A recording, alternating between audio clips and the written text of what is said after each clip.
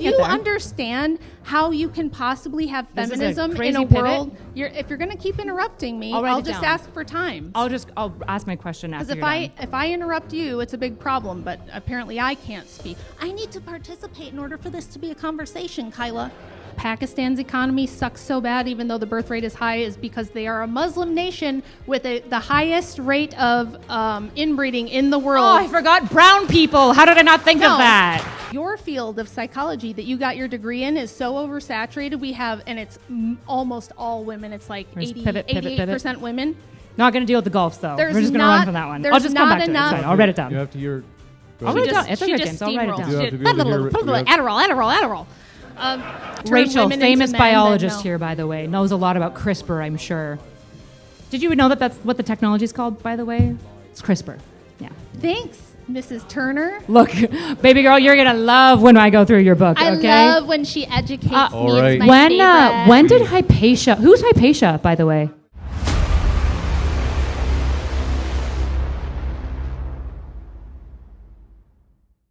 Special thanks to our sponsor, Maine First Project, fighting to put Mainers first. Check out mainfirstproject.org. Huge thanks to Revival of the Anointed's Rule, equipping Christians to fight for biblical values through policy victories. Check out revivetheroar.org. This debate may melt faces, but before we get into it, these conferences are only possible thanks to our sponsors. I am thrilled to introduce you to Mike from Roar. Thank you very much, Mike, for being a sponsor of DebateCon. Thank you so much, James. Thank you. I only get so much time. Thank you guys so much. I appreciate that. I can't tell you how much. Last time you heard me speak, most of you probably did, I told you about how the separation of church and state was making Christians whisper. Now let me just tell you, because we're whispering, we're transing kids, we're marrying gays, we're aborting babies, we're indoctrinating kids in schools instead of teaching them. The list goes on and on. That's what happens when Christians advocate their vote. When some Christians will say that you shouldn't use Christian values as part of your vote, that's what happens. That's why we need to roar. Roar is doing it one congregation at a time all across the country. Follow me on X. That's Revive the Roar on X. One of these two people actually do follow me, so that's pretty cool. I'll let you guess which one. And revivetheroar.app. Revivetheroar.app. Come talk to me in the back. I love you guys. Have fun. Thanks, Mike.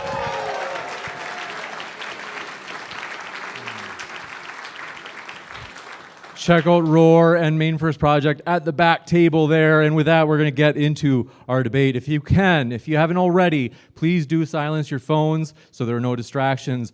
Also, for our debate, is feminism doing more good or more harm? I'm going to start by introducing Rachel, as she will go first. Rachel Wilson is an author and cultural commentator whose fearless research challenges conventional narratives about feminism, women, and family. Please join me in welcoming Rachel Wilson.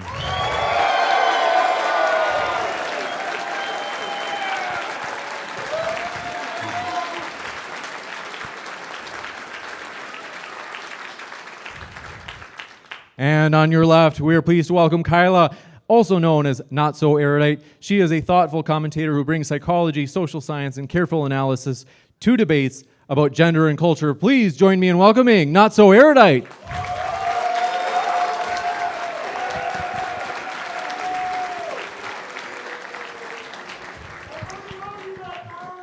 All right, I am setting the timer for 5 minutes. One last thank you to our sponsor, Yonaguni International Cuisine. Check them out in the description box below. And with that, I have the timer set for you, Rachel. The floor is all yours for 5 minutes.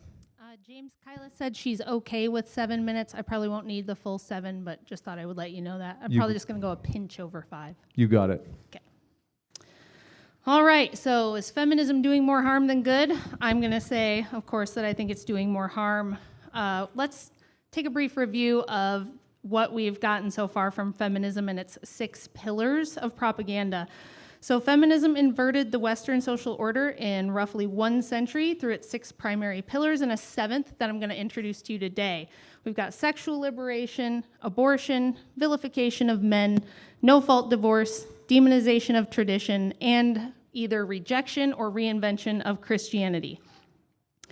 Tonight, I'm going to focus on the measurable results of these pillars and introduce the seventh, what I call the she-economy. So if we, if we look at family structure collapse since feminism became the dominant political ethos across the entire West, we've got 40% of children in the United States no longer living with both married biological parents. In 1945, that number was only 10%. Children living without both married biological parents face more than 8 times higher risk of endangerment, standard maltreatment, which is a fancy term for all types of abuse. We have a fatherless epidemic, so roughly 1/3 of American children live without their biological father. That's a 3-fold increase over the historical norm. They account for 90% of homeless kids, 85% of kids with behavioral disorders, 70% of kids in incarceration facilities, and 71% of adolescents in substance abuse treatment centers. Let's look at unmarried births and the welfare trap. In the United States, only about 5% of kids were born to unmarried mothers in 1960. At present, that number is 41%. At the same time, we've gone from $50 billion a year in annual welfare spending in 1950 to now $700 billion per year. That's a 14-fold increase after you adjust for inflation. By 2010, 90% of all cash welfare payments and half of all food assistance went to single-mother households. In 1940, only 6% of kids under age 6 had mothers working full-time outside the home. Today, that number is 58%.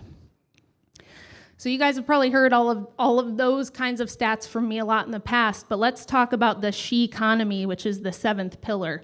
And this is really consistent across all Western nations, regardless of what type of systems they have. As soon as feminism is introduced, not only does it transform the social order, it radically transformed Western economies, shifting them from production-based systems that favor long-term stability into debt-driven consumer economies that prioritize short-term gains. Proponents claim that the surge in female labor force participation since the 70s has been good because it expanded the GDP and created 2-income households. That view is incomplete.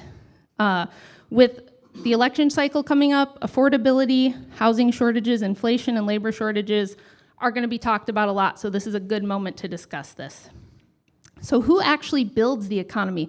When we look at GDP across Western nations, men contribute about 60% of the GDP and women contribute about 40%. But if you look per capita, men generate 36% more GDP per capita than women do. Women own 39% of US businesses now, but they only generate 6.2% of total business revenue. Keep that one up here. It's very important. It basically comes out that about 22% of all women's efforts in the economy are either directly or indirectly subsidized by men. Critical systems remain dominated by men. First world living standards that allow feminism rest on complex physical systems that largely cannot or will not be staffed by women. Things like electrical grid maintenance, water treatment, food production. And a society can survive a temporary shortage of marketing ladies and HR women and kindergarten teachers, but it cannot survive a shortage of power grid technicians or water treatment engineers. Male labor force participation has fallen to a historic low of 69.5%.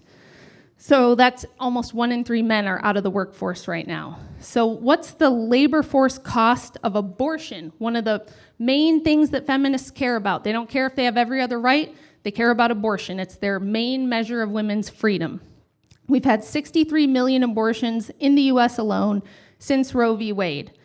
If those children had survived and joined the workforce today, we would have an additional 45 million workers in the US economy. We wouldn't have to import them from other nations.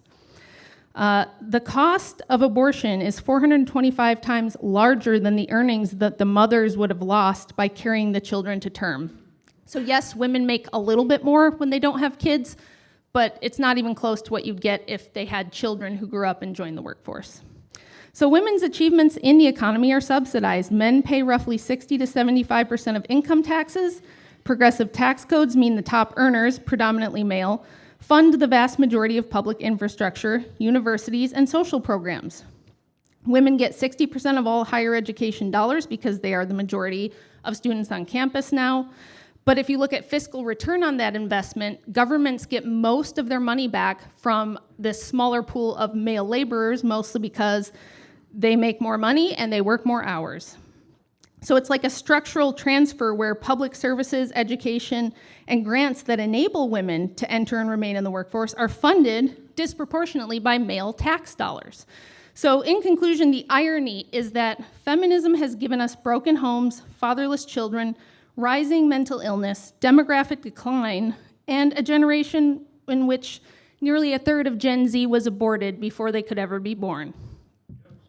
The welfare state and the she economy that prop up this illusion of strong, independent women will collapse precisely because the same policies that empower women into lower productivity roles have starved the next generation of highly skilled, critical male workers that complex first world systems demand. Feminism has done more harm than good, and the data is not subtle. Thank you very much for that opening from Rachel Wilson.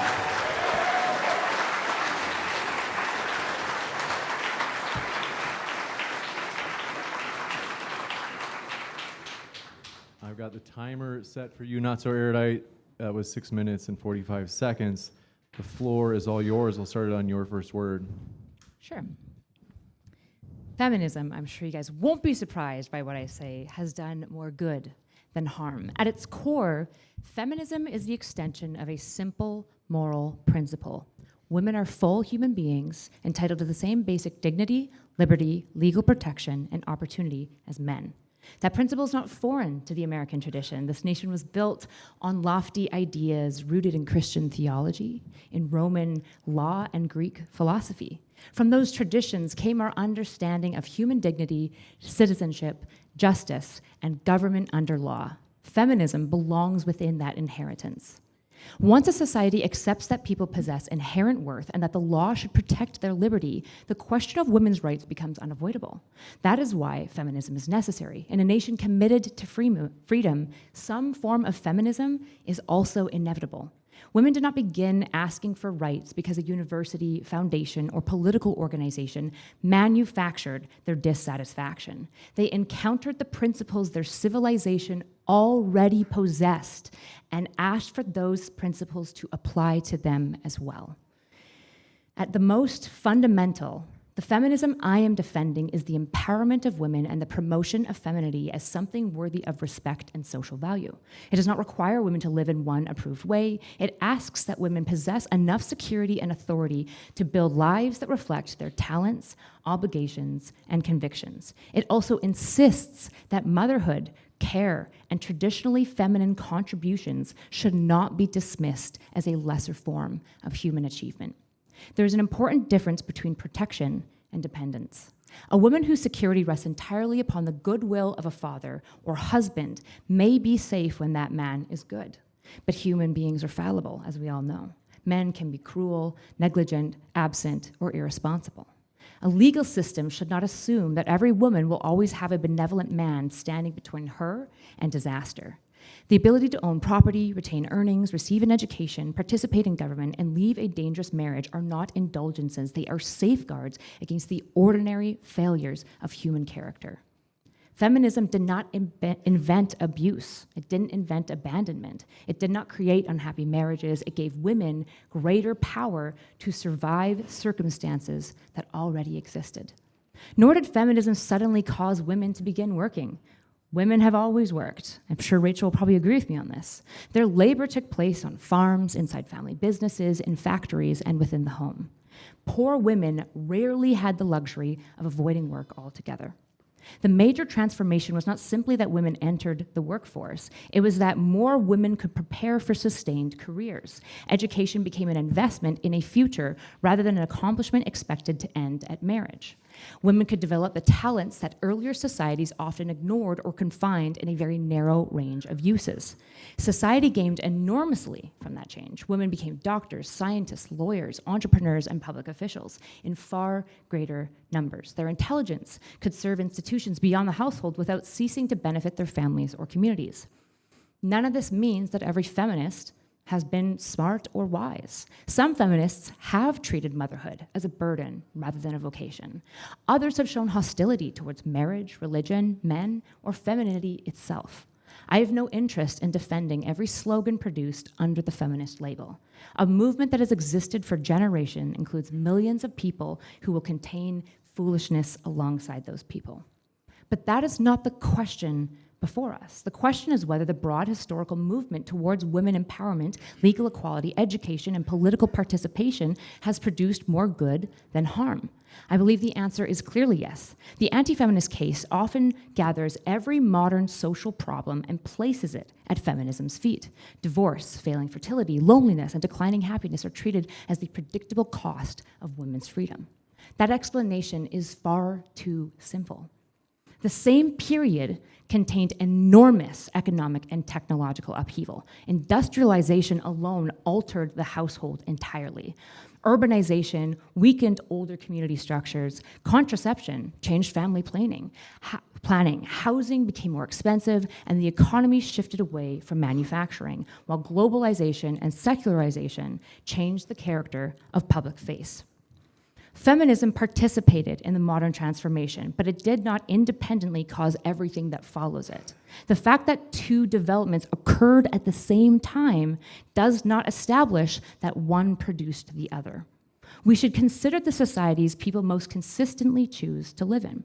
The world's most prosperous, desirable nations generally possess strong legal institutions, broad access to education, political liberty, and substantial equality between men and women. It would be foolish to claim that feminism alone created their prosperity. It would be equally foolish to regard the relationship as meaningless.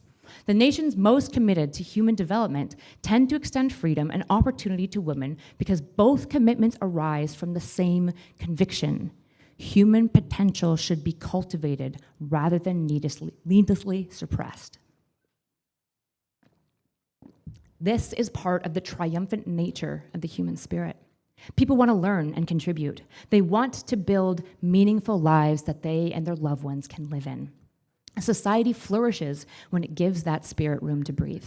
Great nations do not become great by permanently limiting half of their population. They become great by allowing talent and moral agency to serve the common good wherever they are found. Feminism, therefore, belongs with the broader American tradition of civil rights and equal protection.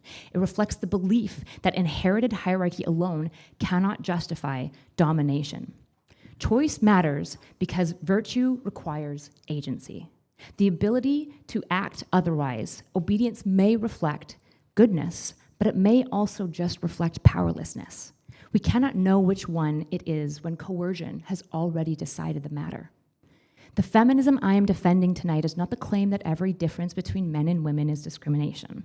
It is the claim that women should be empowered and that femininity itself should not be treated as inferior, and that being female should not disqualify someone from full participation in society. That principle has corrected real injustices. It has made women less vulnerable to 15 seconds. abuse. And it did, I'll jump ahead. I actually want to extend, Rachel, an invitation. I'm curious if you're open to this, and you can say no. I think you're one of the strongest anti-feminist debaters that is working today. I think I'm also probably one of the strongest defenders of feminism, or hope you would grant me the same thing. We're both intelligent women who have considered and examined many of the same questions, and we've reached radically different conclusions, and I want to understand why. I do not want this to become only a contest of statistics and whatnot, and I don't want to get rid of the debate. However, I'd like to approach the conversation in a feminine way. We're at time. Sure. Well, if you want, I can give you a little, if you have a second sentence. It's like two Rachel sentences. says yes, go ahead. By that, I would like to approach it in a feminine way. And by that, I don't mean that I want Rachel and I to sit here and paint our nails and talk about our feelings. Don't worry, okay? You'll get your show, okay? However, I mean treating the feelings beneath, the femininity, the things that drive us beneath, as meaningful evidence for what we're trying to protect. Because Rachel, you and I both want women to flourish. We genuinely do. And that, to me, seems like the proper place to begin. Thank you very much for that opening statement, NotSoErudite.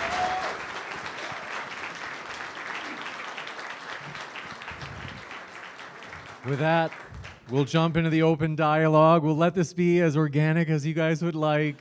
Sure. So we'll let you take it from here. I'll only jump in if it gets really crazy. Okay, so I'm actually very curious about your relationship to feminism. Like, what got you interested in feminism, and specifically concerns about feminism and its impacts on society? Like, what personally in your life or ideologically? Well, that was a beautiful opening, and I appreciate all the sentiments therein, but none of this addresses the fact that we are about to fall off a demographic cliff that will make all of these beautiful, lofty sentiments mean absolutely nothing. Because as you addressed in your opening, it's not a coincidence that feminism did not exist until the industrial and technological revolutions. You need technology and first world living standards to have this idea that we can just push women into the workforce, everyone can follow their dreams and do what their heart tells them to do, and everybody should have choices and all that sort of thing. But if we don't have enough men to run this first world standard of living, we will be like the only places in the world that are still below replacement birth rates, which would be like Africa, Pakistan. That's where we're going to be if we don't solve the demographic problem. So as much as I would love to talk about how we feel and what got us into this, I'm concerned by the fact that I like air conditioning. I live in Texas, okay?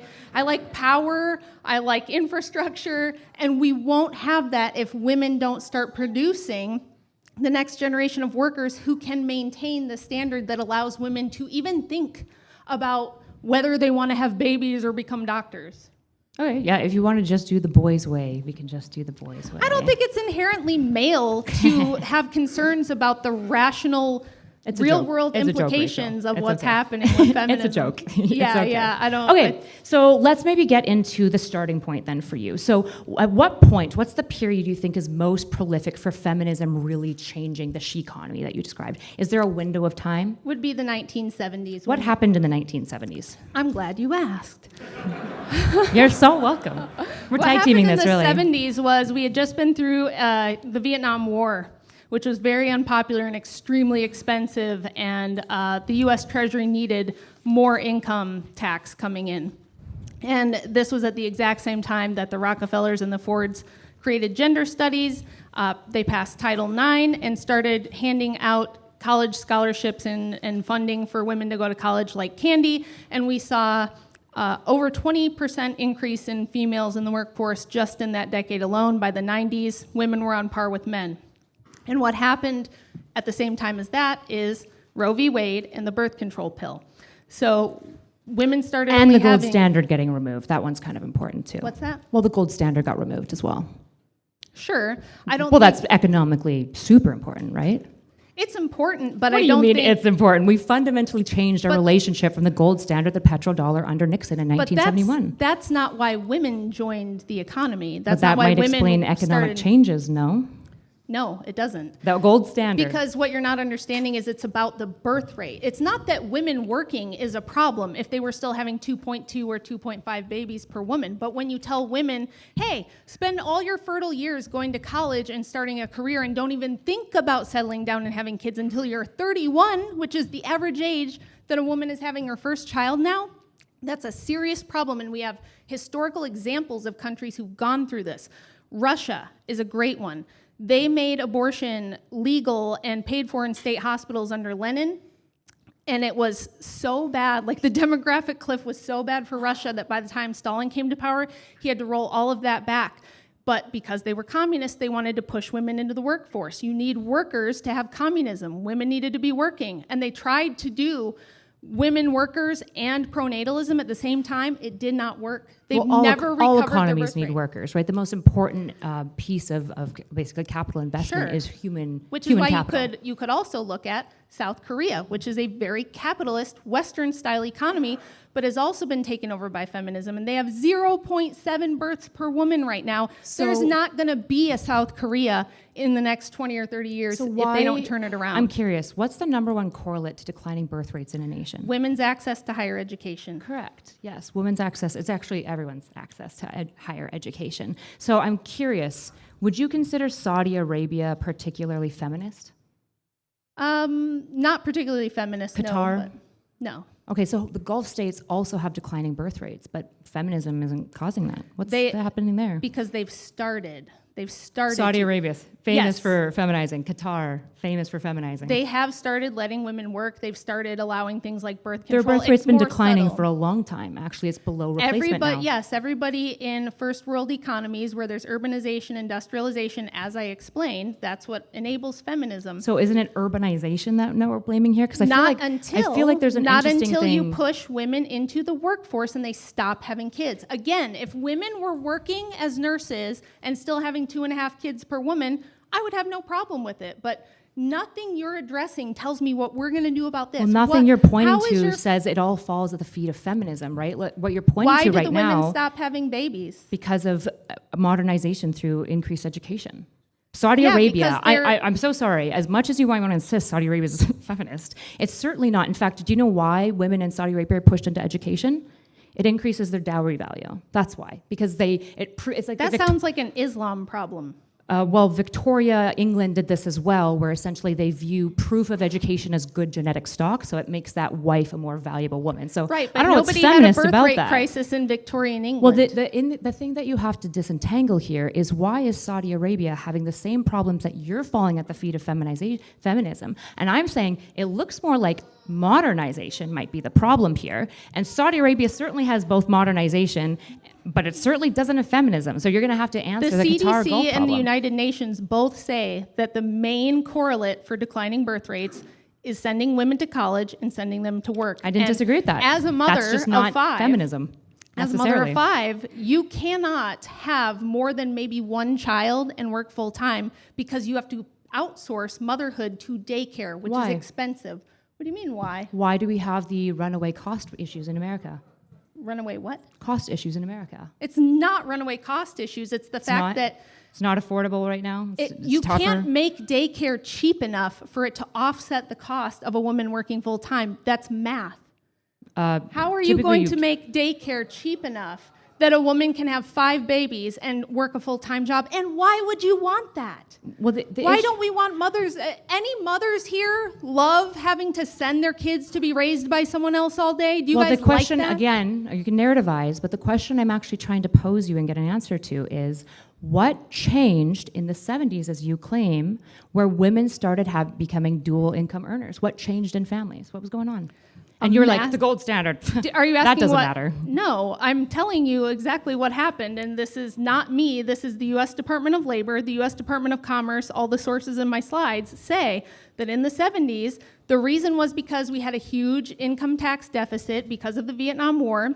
At the same time that they had passed birth control legislation making it legal, and not only that, making it free and cheap and socially acceptable. We had Roe v. Wade, now everybody can get an abortion, and at the same time, you start pushing through the culture through a massive propaganda campaign, through things like, remember the Stepford Wives movies, remember the Mary Tyler Moore show? The 70s were just saturated with girl boss empowerment stuff, and I was born in 1980 with She-Ra and Madonna and, telling women that motherhood is a ball and chain, that the smart girls go to college and have their own money and they don't need a man. So you've got this cultural propaganda campaign. You've got government money subsidizing college, which is why it's so expensive, by the way. And then So- you've got birth control and abortion. So the trend becomes, go get your bag, go get your career. Men are icky and bad. They're going to abuse you. Children are a ball and chain that are going to hold you back. You need to go to work. Sure. And that's So- what women do. They Still haven't gotten an answer to the Gulf states. Seems like that one is just still like haven't gotten an answer to how you're going to do Islamic- Hold on. feminism with no more babies. Rachel, you have to let me talk for us to have a conversation, right? I'm letting you speak. Give me some space to speak as well, right? So let's talk a little bit about the 70s. Go ahead, Kyla. If you want, Rachel, just monologue. I can just sit here if you want. But if you want the debate and show, I have to participate too. So let's talk a little bit about the 70s. So the 70s is where, what did you say, what percentage increase? It was something over 20%.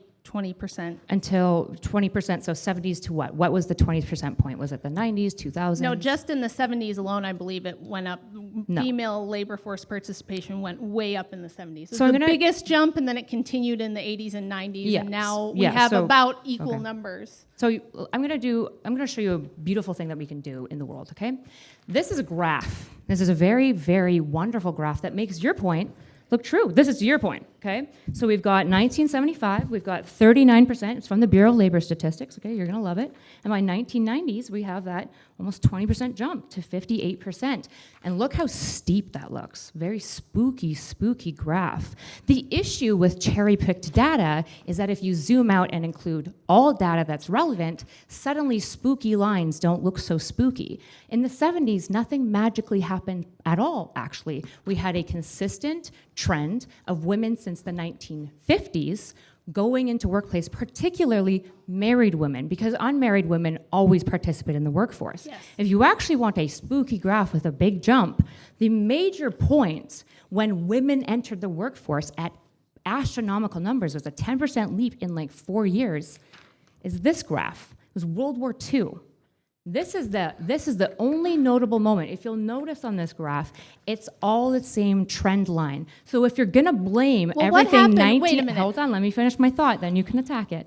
If you're gonna blame everything from 1970s forward, you're gonna have a tough time because the data shows that it's the identical trend since the 1940s. And if you zoom out 200 years, you get this graph, which is a U.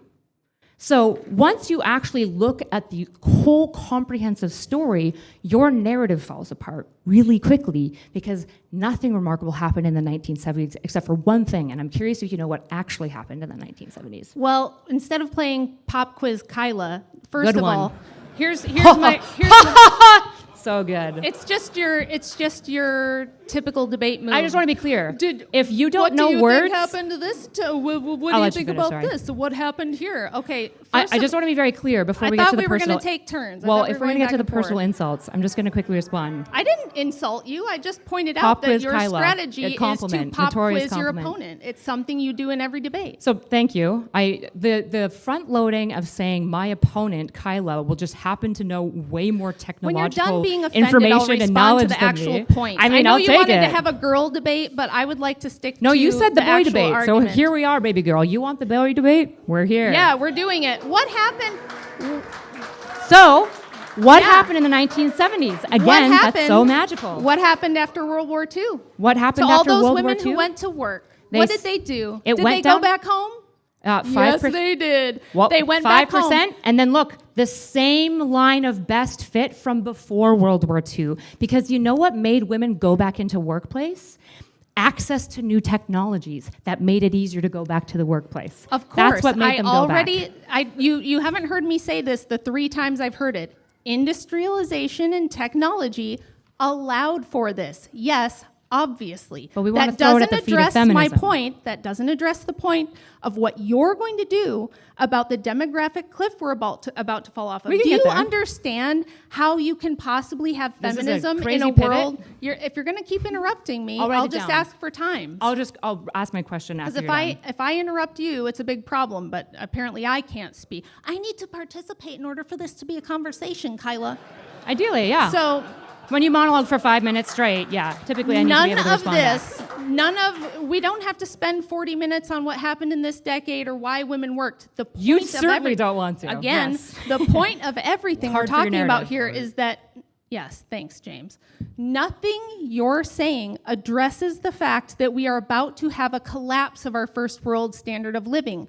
This economy in the West, and it's ubiquitous across all Western nations. In fact, it's so congruent across all of them that it's kind of crazy. Like Statistics Canada has the same GDP numbers that the United States has, that Australia has, that Western Europe has, which is when you push women to go to college and have careers and have their own money and be financially independent, they listen and they do that and they say, if that's what's expected, I'm not going to have kids. Now, again, we can go back and prove this is what happened in Russia, and it didn't matter how many pro-natalist campaigns they had. Women said, if I got to work full time, I can't have 3 or 4 kids. It doesn't work. You look at South Korea, same thing. They don't have communism. They don't have pronatalism.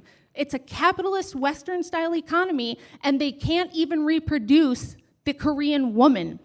Okay. It's a serious problem that arguing over the gold standard or the 70s or women should have choices. First of all, they've always had choices. Second of Sure, all, just less. if you don't address this problem, you can kiss feminism goodbye. You won't have it anymore. It won't exist. There's this really famous, actually, you introduced me to this researcher, Joseph Miller, because you cite him a few times.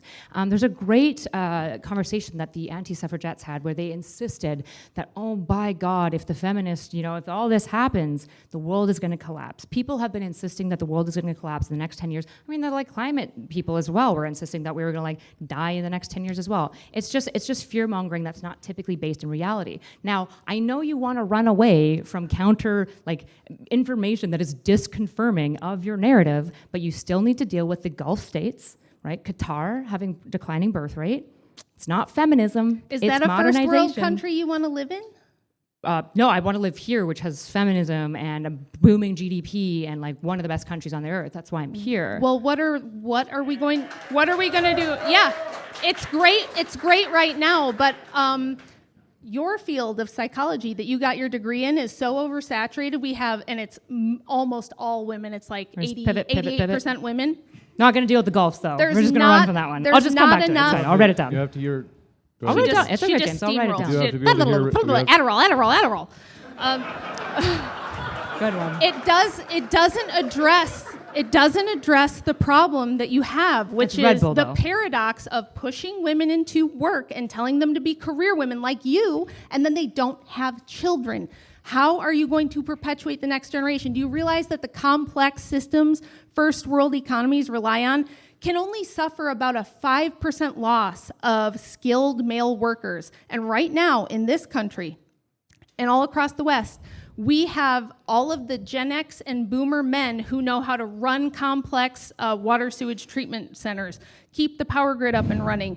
These are highly skilled things. You can't just get someone from Pakistan, put them in a 6-week course or whatever, and make them a power lineman. You can't do that. These men are not replaceable. We have to start having babies, or you're going to have short-term boom. That's what we've got now, at the expense of long-term stability. And it's not fear-mongering, it's math. The World Health Organization, the UN, and Elon Musk talk about it all the time. Hey, we're already seeing supply chain shortages. We're already seeing problems in keeping up the infrastructure. Trump ran on the fact that most Western nations, including the US, have shit infrastructure. We have water lines in LA that are 100 years old, blowing up all over the place. 6 or 7 of them in the last 2 weeks? Okay, we Because have to do we're a not timer at this replacing point. I don't even. So if you want to, I want to talk to you. And if we want to talk to each other, we have to go point by point. If you We'll monologue pick it at back. me for 5 minutes straight with multiple points, they're all valid points. I want to talk to you about all of them. I just have one question. I- How are I- you going to solve the birth rate crisis? Answer mine first. How There's would we do no that? future without How more do you people. how do you reconcile the fact that you're claiming in the 1970s feminism infused a bunch of women to the workplace, but we actually see the largest Okay, I'll boom just of women. grant Hold it. on, I'm not done. I'll just Rachel. grant I'm not it. done. It the doesn't even largest matter for boom, my argument. the largest boom of women entering the workplace is right before the golden age of capitalism in America. Right? That's what we see when the American currency becomes the gold world reserve currency. So if you want to blame it at the 1970s, my question to you again is, what actually magically happened? Because based on all of the actual data, nothing transformative happened. Manufacturing was starting to die by the 1950s, right? We have the Triffin dilemma, which is a much better understanding of, if you don't know the word, just ask, just saying, okay? The Triffin dilemma is a huge issue that causes massive trade deficits for America, and it causes an issue where people are always gonna wanna invest in America because, frankly, we're the best. We're the best at everything. So again, if you're gonna say it's the 1970s, I didn't. That's a straw what- man. It's My not a straw man argument- to say yes. that you said the 1970s is when this Finish, took off, the she economy and I'll happened. tell you, no. That's not a straw That was man. not in any way a pillar or linchpin of my argument. So it's the 1950s? No, birth rates have declined since industrialization. You're Since right, like the 18... It accelerated. Wait, It isn't that like the 1870s? I have already. Maybe you mean those 70s. Okay, when she's done, then I'll talk. All right. I do want to make sure there's not too much interrupting. So if you Let's want do a chance- game. We both talk for 2 minutes at a time. We'll have timers.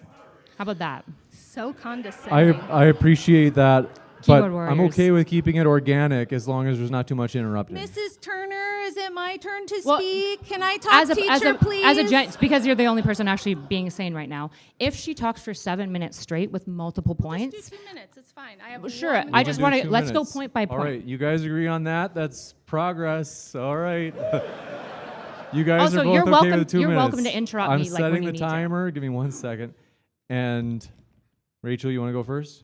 Sure. Okay. So the whole you're totally fighting a straw man. You completely made up this idea that my whole argument rests on something fundamental changing in the 70s. I'll just grant everything you said. Agrippa's trilemma, whatever you want.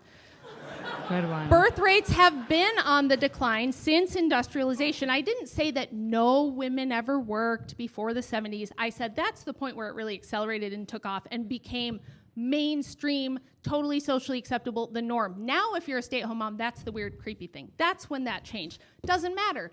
It started in the 1800s with industrialization, urbanization, and women going to work. Yes, that's when the birth rates began to decline. And the sexual liberation stuff, whether it's no-fault divorce, birth control pills, abortion, the overall thing and the only thing that matters in this argument is what are we going to do about demographics? Because it doesn't matter what they're doing in Saudi Arabia. It doesn't matter when the gold standard happened. It doesn't matter when or how women got into the workforce. We are now in a position where all Western nations are in the exact same boat that when you shove all the women into the workforce and tell them this is what you need to be doing and focusing on, and you need a 2-income household now to survive, no one has babies.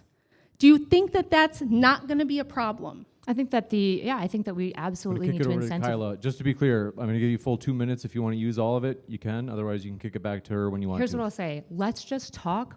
If I start listing off like a bunch of points, just interrupt me. It's pretty simple. No, I don't know, guys. I know you conversations are hard for like the autism in the room, but that's how they can We're not going work. back. It was your idea to do 2 minutes. It Let's was give sardonic. this a try. Sure, I'll take 2 minutes precisely. Sure, we can do that. It's just gonna be a terrible conversation. Well, no, what I'm saying is, like Rachel took 1:40 or so, and then she let you go for your 2 minutes. If you want to use a minute, I want 10 seconds. Okay? Oh, I know. I'm so fast. All right, but I'm It's going the to Red kick it Bull. over to Rachel to use 2 minutes. You just said industrialization is when women started going to work. That's false. Industrialization is when women stopped going to work. That's when women workforce participation declined in the 1800s. What?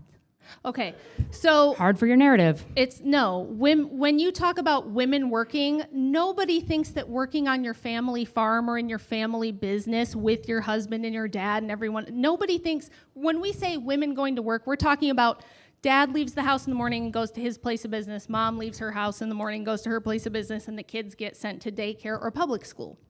That's new. That's post-industrial.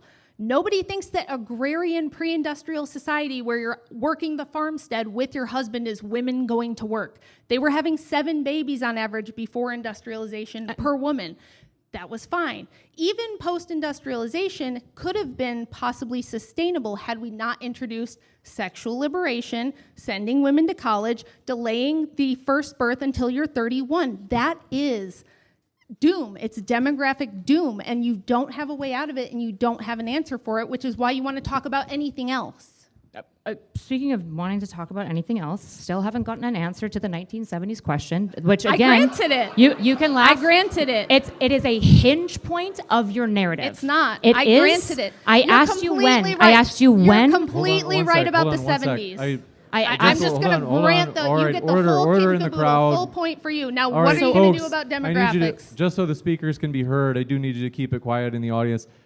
Is NotSoErudite, you have 2 minutes if you want to use it. Sure. Otherwise, we kick it back to Rachel for 2 minutes. No, I'll use my 2 minutes. Okay. So the Gulf states, again, so the reason why you're acting like this isn't relative at all is because it's bad for your narrative, right? For example, Japan. Do you think that Japan was like a highly feminist country? Yes, it's highly modern and industrial. Post-1970s? Women are absolutely expected to work in Japan. Post-1970s specifically is when that feminist infusion really came out? I don't know. I'm Gotta not pick a sure. date if your I'm whole not sure narrative- exact Just to be clear, timeline if of your Japan. if we wanna Doesn't stick- matter to my argument at all. If we want to stick with 2 Completely minutes. If your irrelevant. entire narrative, Kyla, if you're asking her questions, it's she needs kind 2 of minutes per question? it's kind of pushing back the 2 minute to her. Do you want to go with the 2 minutes? So if I ask her one question, now you're going to give her 2 minutes. That's This what we want is to do? your idea, Kyla. Rachel, I'm not playing this deferred to you, and she accepted your idea of 2 I'm not minute playing back this and game with forth. you, James. This is silly. Sure, I guess every question I ask you, you get 2 minutes. That seems ridiculous, but if that's how you want to moderate things, go off. Was it you who asked for 2 minute responses? Sardonically, yes. And Yeah. Rachel deferred to you and said she's okay with it. So that's what we're doing. Okay. If you want, All right. you can say, "Hey, can we do 60-second responses so it's shorter?" But you already brought up the 2 minute response Okay, idea. let's talk about the 1970s since you're not going to answer the question and your narrative does hinge on it. Your argument is fundamentally this. In the 1970s, in fact, I believe your quote was, in the 1970s, something changed. And it wasn't these various economic factors that we've That been was my seeing quote for the on last Joe 50 Hold on, years. we have to give her a chance. Go ahead, Kyla. I didn't say that here, but I said that on Joe Rogan. Correct. You Come also on. said it All here. right. Kyla, go ahead, finish your point. Okay. In the 1970s, which is what you hinged it to in this conversation when I asked you what time feminism started infusing women into the workforce and the she economy began, you did say that. In the 1970s, the thing that you actually think that was magical that happened is called the Quiet Revolution. That's what you're citing. Claudia Golden's work, which, by the way, I chatted to her before this conversation. She loves your book, by the way. Claudia Golden discovered and coined the term the Quiet Revolution, which in the late 1970s, there was a revolution, not in an infusion of women in the workplace in the 70s. That was the same since the 40s. It's been a consistent progressive trundle up. What was different is women's relationship to work. Pre the Quiet Revolution, work was temporary, acute, and low-skilled for women because they understood they would have to go home and take care of kids. After the 1970s, they went, I think I could get an education and get long-term career prospects. So that's what's changed in the 1970s, that you're blaming all of the economic downturn, which I agree, there's a lot of economic problems on, which is not feminism. The 1970s, the economic problems that started there is connected to the gold standard and the Triffin dilemma. All right, we can kick it back to Rachel. Both speakers have been told by the audience to shut up.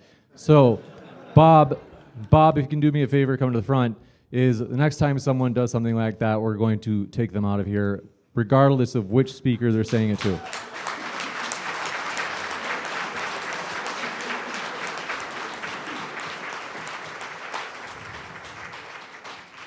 All right, Rachel, 2 minutes. So it wouldn't matter to me and to my argument whatsoever if Martians came down in 1910 and told the women to go join the workforce, and that's when it happened or how it happened or why. It doesn't matter to my argument one bit how, when, or why.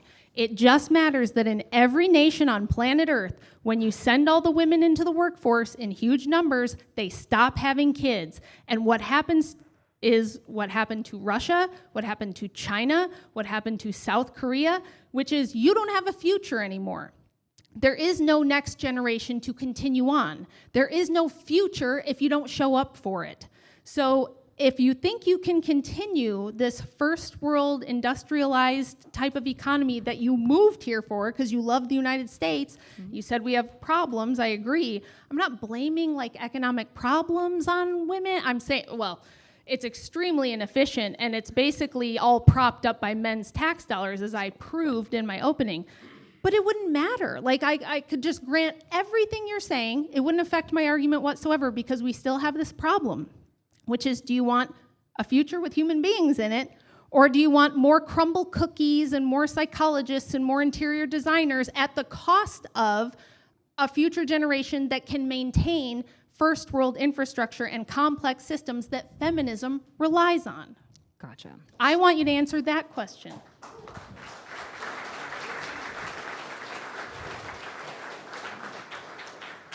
So if your theory of everything, of all these problems that you've outlined, and I agree, a lot of these are legitimate problems. If your theory of everything is to put it at the feet of feminism, as you did in your intro statement, I'm going to say to you, I think things are probably a little more complex than you're giving it granted for. For example, as we've already agreed, although I think you forgot, it's not when you send women into the workforce that birth rates decline, it's education, as we've already talked about. But again, a really big kink in your armor for that narrative is that Gulf states don't have feminism, but they do have declining birth rates. And they don't typically let women broadly participate in the workforce. So what's going on in Gulf states? And the major difference is women getting education. Now, if you want to say that women getting education is feminism, I guess my question would be what your prescription is, that we just don't educate women at all. Because when you want to talk actually about economy, I would totally grant to you that men are the power engines of an economy in every single country. And I think that that's awesome. And I think that it's sad that men, I think oftentimes don't get the credit that maybe you deserve for their ingenuity into the GDP engine. But the reality of economics is that what matters most for a country is that you are economically competitive against other global nations. Would you agree that the relative competitiveness is what matters when we're talking about GDP? Okay, so I'll just grant everything you said there. Simone de Beauvoir famously said in an interview with Betty Friedan that if we allow women the choice, most of them are going to want to stay home and have babies. I'm paraphrasing. Which is why she said we can't allow that. We shouldn't allow that. We should tell them that they have to go to work, which is what the CCP did. That's what the Soviets did. That's what a lot of the Asian nations have done. They've said, like China had a one-child policy because they were like, you ladies need to be working, right? What we see every time is that birth rates crash, and those governments have to correct course. All of them have had to try, and what happens is it doesn't work. You've created an economy that depends on two incomes, that depends on women working, like you said. If it's the most important thing to be competitive in the global market, and these countries are having all their females work, then we got to do that too. And what I said in my opening is we're trading long-term stability for short-term gains, and it's coming back right now to bite us in the ass. So, yes, it's very complex, but how do we make babies? And what are we educating women for? Like, when I say education, I have no college degree. I went to cosmetology school, yet here I am with a best-selling book, debating on a world stage, doing all kinds of things, but I did it after raising 5 human beings that are going to go off into the future and contribute. So I'm not now, nor have I ever been making the case that women can't be educated. I'm self-educated. We have the internet now. We have more access to information than ever before in history. What we don't need to do is send women to a university, saddle them with an average of $60,000 in debt, expect them to start a career, and then they don't even start a family until they're 31 and it's almost too late. Sure. That's backwards. So the reason why people invest in early on education is it dominantly comes from, again, capitalism and modernization, because what you do early on in life is going to have the most net returns, right? Anybody who knows anything about investment knows this, right? If you, as a young person, invest in education early and you are guaranteed a higher income, that will have net returns for your whole life longer. The reason why men and women are choosing to get married later is, frankly, because of what we've taught them with the Protestant work ethic and being good stewards of their family and their children. The reality is, I'm super happy that you've been really successful, right? You and Andrew are world level. You've got, I think you have a massive income at this point, right?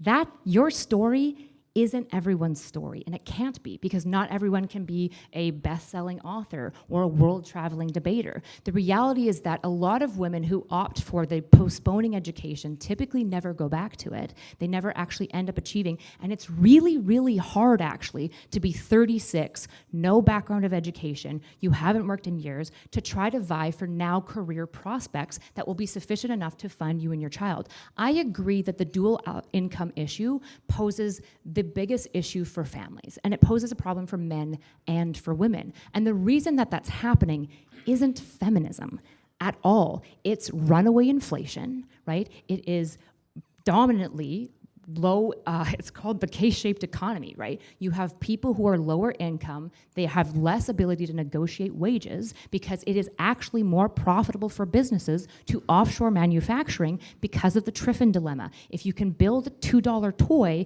and you can build it in Vietnam for 50 cents, but in America, because workers are more educated and expect higher income and their dollar is worth more, you unfortunately have to offshore it. It's more effective. That's why manufacturing left. It's not feminism.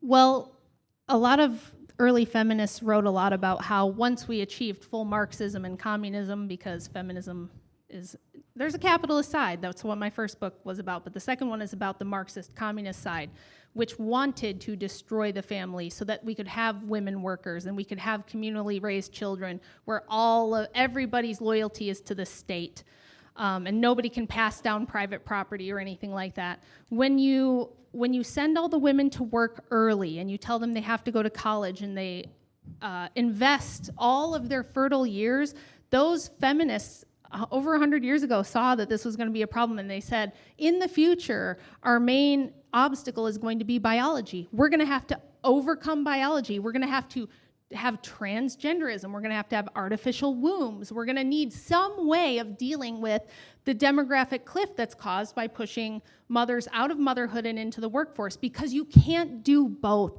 Motherhood is not a nights and weekends gig that you do when you have time and you're not at work. It's a full-time job that deserves full-time attention, and there's never going to be a way around that unless you do want everybody to do the Dave Rubin thing and, just buy designer babies, and we'll just outsource wombs, we'll outsource daycare, and by the way, who's doing that? Just other women. So for you and I, if we want to have kids, our privilege of going to work means some other random woman who doesn't care about our child is now going to be raising them for 11 or 12 bucks an hour. What about her? Is that liberating and empowering for her? Is it liberating and empowering for me to spend all day at work and not see my child take their first steps? Or does it make more sense to tell women, hey, look, you can do a lot in this life. There's a lot of living after 40. But, focus on family first. Find your husband, build your family, grow together. Your husband's income will grow as your family grows. And then after that, there is a ton of stuff that you can do. There's all kinds of other options. Starting to sound like a Marxist socialist, Rachel. So I'll be the first to grant you that the way that America has its orientation towards mothers, particularly within capitalism and the way that we, for example, don't give them any maternity leave. I think in many states it's 2 weeks here, which is crazy, right? There's very little tax credit incentives to make having a family more affordable for the common man, right? So there are many things that I think the government can and should do to make it so that family rearing is more affordable. The reality, though, that you're prescribing for people of the young girl who's at 19, stays home, gets married, has kids. Number one, the reality is that those marriages are the most likely to dissolve. It's the highest divorce rate group is young people getting married. Second of all, the reality is that that young man, he basically will have to sacrifice, if he even wants to begin to having any amount of income to be able to afford his 5 babies, for example. The reality is that man is going to entirely sacrifice his fatherhood, right? How many men here work more than 40 hours a week already? I believe, yeah. Yeah. Yeah. How many of you work more than 50? More than 50 hours. More than 50. Yeah, you, sir, too? 60. We got an auction. 80. Okay. Yeah. Men work so much. They work so much, and your prescription is that they miss their childhood's first steps. They miss talking to their kids. They miss fatherhood because they're attached to their GDP output to provide for their family because mom shouldn't work and shouldn't work for an economically viable option. That's ridiculous, right? That's actually telling young men, abandon your children for the next 10 years until you've made it. It is. All right. I agree. That's very bad. It's very bad for Rachel to do to men. All right. I've miscarried twice, but nice try. Relax. Didn't stick as well as you hoped it would. Hey. Go ahead, Rachel. Yeah, We'll give you 2 minutes. So, all right, in the back, keep it down. Are they going to be exited or just the ones that are heckling the other way? I mean, he said weird stuff about my children. It's kind of weird. Is that what he said? Yeah, he made some comment about me not having children. Bob, can you find him? listen, we don't need to make any of this personal, guys. Yeah. Totally unnecessary. I right. care about Help the us arguments and find, the worldviews. Folks, I miscarried, but thank you for your concern. just help so you us find that person. We're gonna walk him out. Folks. Sorry about that, Kyla. I honestly, I thought it was like they were agreeing with you. I didn't hear what they said, so You're good. I agree with you. Yeah, folks, don't bring up people's families. And again, if it's I want to be easygoing, so if it's like something playful and you agree or something, like I'm not going to flip out. But if it is malevolent toward one of the speakers, and we're just going to take you out right now. So who's 2-minute response? Go ahead, Rachel. So Elizabeth Warren, of all people, wrote a book called The Two-Income Trap. And there's a reason why you could still, post-industrialization and post-technological revolution, have a janitor who could support a family of 6 or something like that on a single income, and now you can't.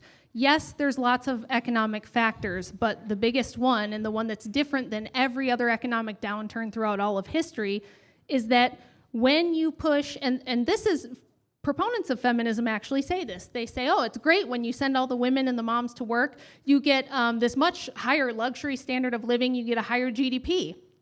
But they'll also admit that this does create a reliance on that. So we're building sectors of the she economy around things like education.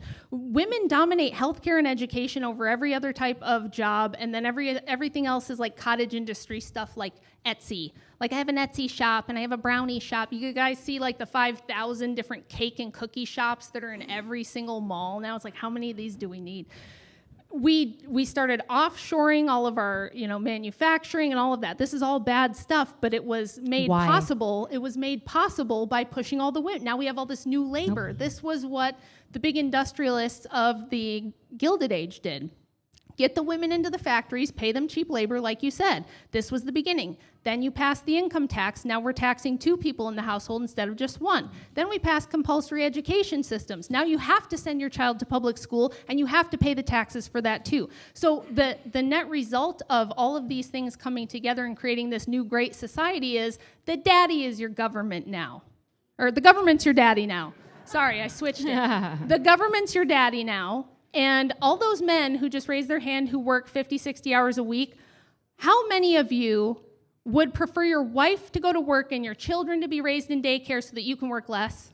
None. None. Of course not. Exactly. So, again, They'd prefer to be home with their kids as well. I suspect they would probably prefer to be able to know your kid's first words. You don't want to watch your kid walk for the first time. You don't want to be there. You just want it on filmed footage because you're at work. Andrew worked 60, 70-hour weeks for 12 years and still was a very integral part of the kid's life. Well, the issue is it's not a critique of dads and saying that you guys are bad dads. I think you guys are probably excellent dads who love your kids, and in fact, you're working to provide for your kids. But this idea that mom stays home and dad works, it is denying you guys the ability to spend time with your children. You are trading it. Do you know what the number one regret of all men in hospice? Do you know what the number one regret is of all men in hospice? Not spending enough time with their kids. It is. And the reason why is because they are told, particularly from this side, that you're not a good enough man if you're not solely providing for your family, even though the reality is that the corporate elites at the top have made it damn near impossible for you to do so on one income. What is upper middle class right now? I think it's like $93,000 in certain states. That's a lot of money, right? A lot for one person. And the reality is you guys have almost no negotiating wage power, mostly because we're flooding things with like reduction of jobs through AI, and also because, again, of this expectation that you are paying the cost of fatherhood, so moms get motherhood. And I don't love either of these trade-offs. What I want is a situation where families can flourish, but it's not feminism. It's not some simple, small thing. It's so much more complicated than that. And if we don't have the real conversations about the people pitting us against each other while they're raking in millions and billions, trillions, I think now, at the top, we're never going to solve this issue. We're just going to keep pointing at men and pointing at women and being like, it's all each other's fault. It's like, it's not. It's like, it's bad antitrust law and a K-shaped economy that's fucking with all of us. I agree with the problems you outline. It's not good. It is a problem, but it's not feminism.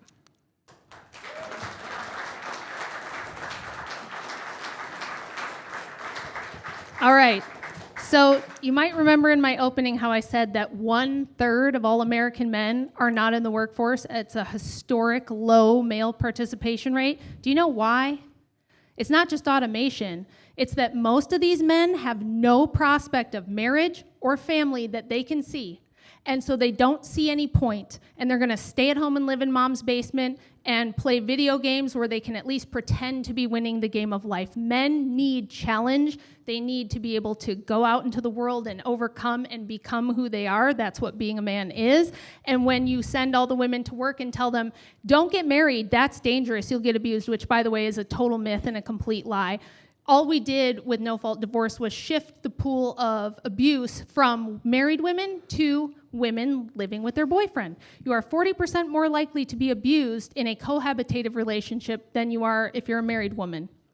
And what has happened is there's no true solutions. This pie in the sky, like, oh, we'll just have UBI and socialism, and then everyone can stay home with the kids, and everybody can just work part-time. Again, if you value this first world, like, high standard of living, that's not going to happen without the men that go out there and make it happen. And everything you enjoy about this first world standard of living was built by men who were willing to risk death to get the girl and have the family and go out there and risk something and build great things that took multiple generations to build for their future, for their children. And if you're not going to give them children and you're not going to marry them, they have no incentive to do that. That's where the problem is. And you still haven't addressed it.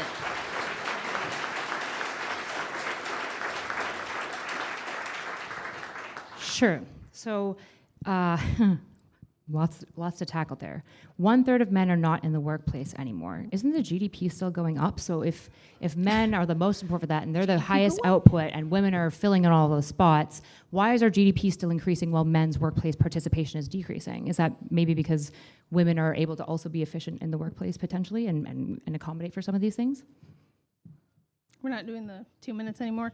No, there's a lag. There's a lag with birth rate too. I'll defer to you, Rachel, because Sure. Well, I'll just answer this one quickly. It's something that a lot of people don't understand about demographics. You can have below replacement rates for quite a long time before you all of a sudden hit, that's why they call it a cliff, because it'll look like, oh, and this is why people say, oh, we're actually overpopulated, there's too many people, and the population is still growing. It's an actual delayed thing where it keeps growing, and then all of a sudden it goes bam, and it hits like this low.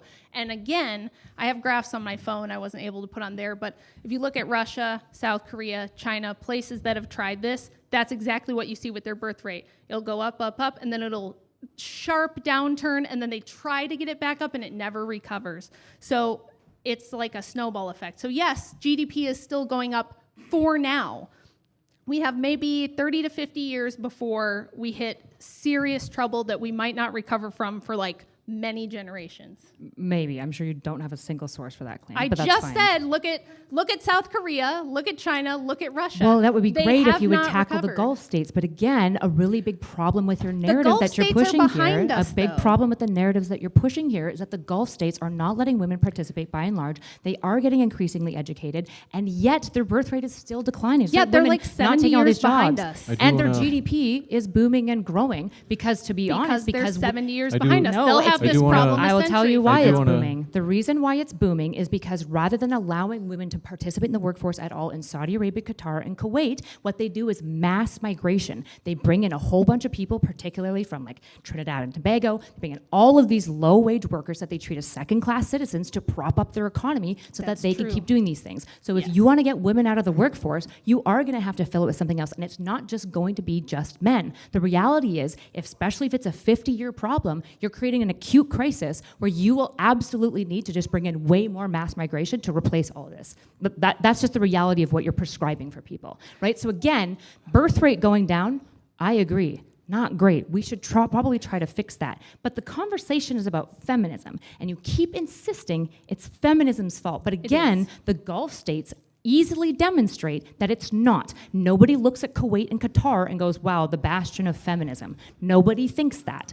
Obviously. So your narrative runs into immediately counter-competing information. You talked about manufacturing. Again, manufacturing didn't get crushed because of women's push into the workforce. It got crushed by the Triffin dilemma. The US has massive trade deficits. Everyone knows this. So in this situation, when the US dollar is the global currency, Everyone wants to bring business here because it's like the hot spot. It's the best place to be, and the American dollar goes far.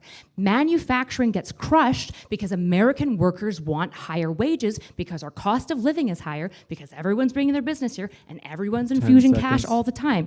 You have to deal with the real economic issues that are causing the issue, not just blame feminism. Okay. Rachel, you got 2 minutes as well.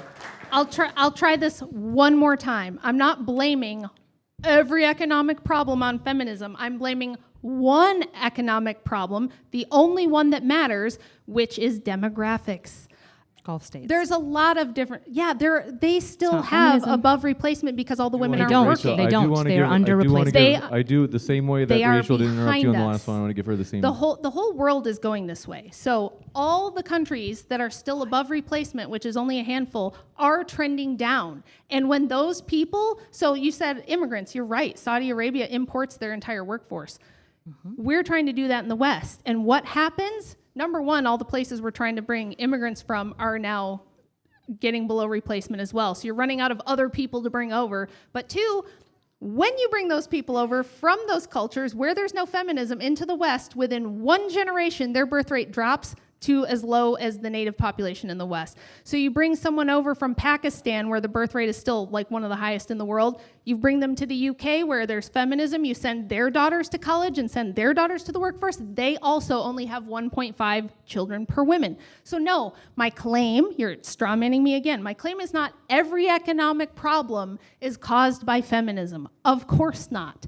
But the one that is caused by feminism will be the only one that matters, because if there's no people, there's no future. And you still haven't told me how you're going to combat that. How are you going to have your first world feminist utopia where the men and the women both work part-time, everyone gets to stay home, however we're going to work that, everybody gets to follow their dreams and do what they want? I think that's called a straw man. How do we get to do that with below replacement birth rates? Yeah, we need if to solve women birth are rate. Hold on working, one they're second. not going to have babies, and that's the only part of my argument that matters. Sure, yeah, I'm tackling, so I can Taking it repeat back for over you. to Kyla for 2 minutes. I've responded to this multiple times, which again, declining birth rate is not feminism. It is modernization. This is why Saudi Arabia, as it modernizes, has a decline, which, by the way, is below replacement. Saudi Arabia's is like 1.7 right now. So no, they're not replacing themselves.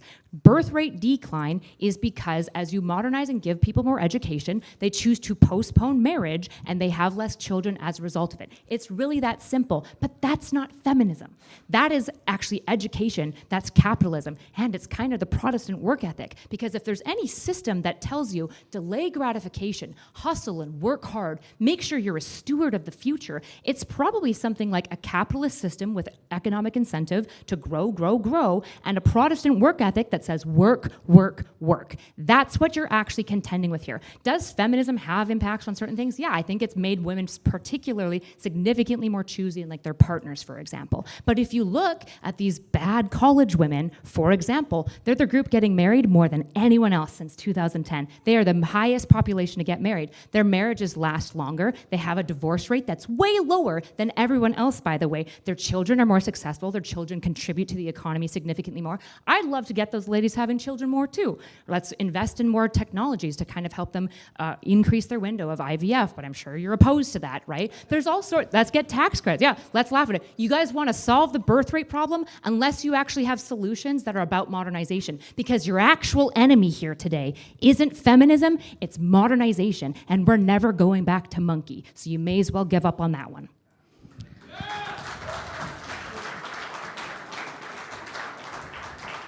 Okay, so first of all, you said it's a capitalism problem along with a modernization problem. That doesn't explain how communist China and communist Russia had this happen to them first before any capitalist nation. Because in communism, it was, yeah, have the babies, but mainly go to work because we need to fill the factories and everybody needs to be a proletariat worker, right? They experienced this before capitalist countries did, and to the biggest degree. So it can't just be capitalism. Second of all, telling women to wait to have children because IVF will be there, people who say that haven't looked into IVF and how abysmal the failure rate is. First of all, it's massively expensive, and even if you completely subsidized it like they do in Israel, it's horrific to put women through. Have you ever had to inject yourself with a crap ton of hormones and go through all the things that you have to go through for IVF? It's miserable. Yes. And if you wait until you're 40, it has a less than 10% success rate. About the same as conceiving naturally. It doesn't work. So telling women to wait for IVF is cruel and unusual punishment. It's a horrible idea. I think that's called a straw man. Yeah, that's a great, yeah. Yeah, I think, what did you call that? I think we call that a straw man. Because yeah, of course my solution that I've outlined isn't just wait for IVF. In fact, one of the things that I think most importantly has to happen is a college level radical reformation, right? The idea that to just like work in mid-level HR, you need a bachelor's degree is fucking crazy. I'm sorry. There's no world that you need to be like Aristotle and, back of the day said that doesn't matter. What you need is more technical schools so that people can expedite, get into the careers that they actually want, that are economical, that are pushing our GDP. All these fluffy industries, by the way, are what makes our country dominate the world. So careful what you insult there, okay? These fluffy tech jobs, by the way, sitting there, what's more like fluffy and soy than sitting and like working on a computer? I don't know. I feel like men should be sweating, right? By your mantra. I love men sitting on computers, okay? You guys go off, kings. What you actually need to talk about here is a radical reformation of the education system, which if you want to get on my leftist craziness, join me over here, okay? I'm down for it. If you want to talk about women getting maternity leave and dads getting pat leave and it being required by the company to pay for it and not the government, I'm all down for it. I want moms to stay home for like a year. I want dads to stay home for at least 6 months to a year. It's tradable between the two. I think that's awesome. Norway does it, and it's fucking awesome, by the way. Also, you want to know before you laugh about it, the childhood outcomes of children whose parents get mat and pat leave? You might want to guess it's really fucking good. Yeah, they're really successful children. So I want to deal with the birth rate issue just as much as you do by radicalizing the speed of getting people from education into it. I think the tax that we put on the young in America is insane. I want boomers to stop just gobbling up all the wealth at the top and then holding on to their assets so that it's not there for anybody else. And I think the moment you make life affordable, so it's not $45,000 to have a baby, suddenly people want to have kids a lot more. That's going to be my guess.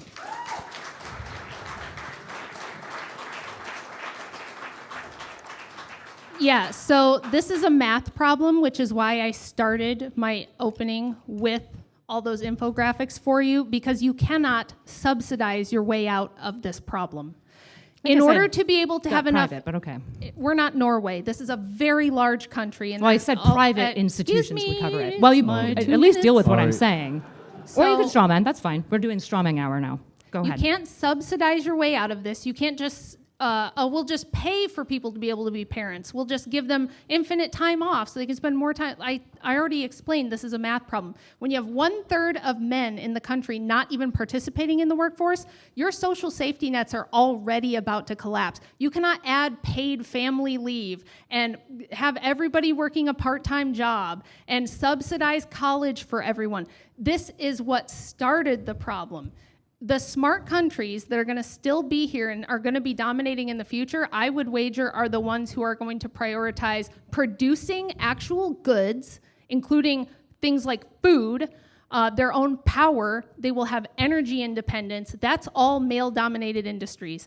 The smart countries are going to say, hey, ladies, here's some incentive for you to stay out of the workforce early on in life. Have a family. We're going to make women staying home and raising their own children the affordable thing, not some kind of weird government subsidy where mommy and daddy both work, but you get a bunch of government subsidized time off for like the first year or two of your child's life. I don't know if you know this, but they live longer than a year or two. They still need you when they get older. So my died young, unfortunately. It would be a lot smarter, rather than to just double down on all the shit that has caused all the problems, to say, maybe this was the wrong approach, and maybe looking into the future, we should prioritize long-term stability and make families independent of the government, rather than continue to double down on government's your daddy policies. Gotcha. So speaking of fluffy dream worlds, oh my goodness.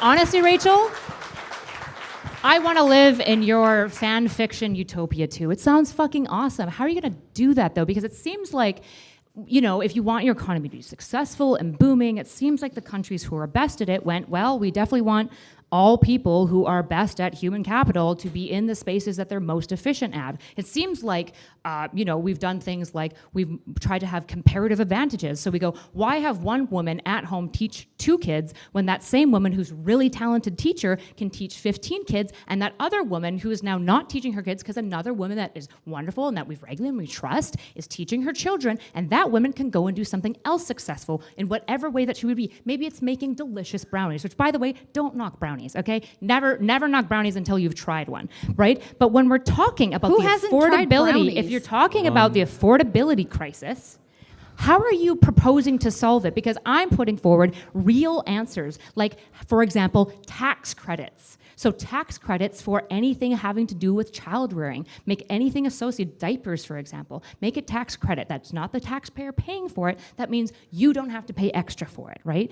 All these things can be helped to make it more affordable to have a children. I'm down for that. What is your fanfic utopian dream process of economy where women aren't working and aren't getting educated, but we're maintaining a competitive global GDP? What's the system for that? Sure, I'll tell you. First of all, it's not women can't work, it's mothers should be. Mothers already have a job. They don't need a second job. The constant throughout all of human history still matters. Yes, we have modern technology now. That doesn't mean you can automate motherhood. That doesn't mean you can replace it or outsource it. We should be investing. So like I said, we have this 1/3 of American men who are not in the workforce because they don't see any reason to be. They've been told they're bad, they're toxic, they're never going to get a woman, and they're never going to have a future anyway. So just play World of Warcraft. Why not? Get on government subsidy for your ADHD and your autism, which you're all self-diagnosed with from being on TikTok all day. How about we incentivize young men who we desperately need in the trades? We need young men in the trades so bad. It's way cheaper to train them to do the trades than to send them to university. So how about instead of paying them to go to university, giving them $100,000, to go get some shitty degree? Okay. No. Yeah, radical educational reform. You send them reform. to tech schools to learn the trades, and then imagine how much money you can save when mom stays home. You don't have to pay for a second vehicle. You're not paying income tax from her wages. You don't have to pay daycare, which makes up 25% of the average American household's expenses, by the way. You're saving like 35% just by mom staying home if dad has a great, good paying job in infrastructure and the trades, which we desperately need anyway, instead of letting Jose come across the border and do it illegally. Man, it's so interesting, Rachel. You're so much smarter. It's really impressive. First of all, base for taking my idea. I'm glad we're vibing over that one. Radical education reformation. We can all just get behind that one. Like, we don't even need to be mad about that. And I'm with you on that one.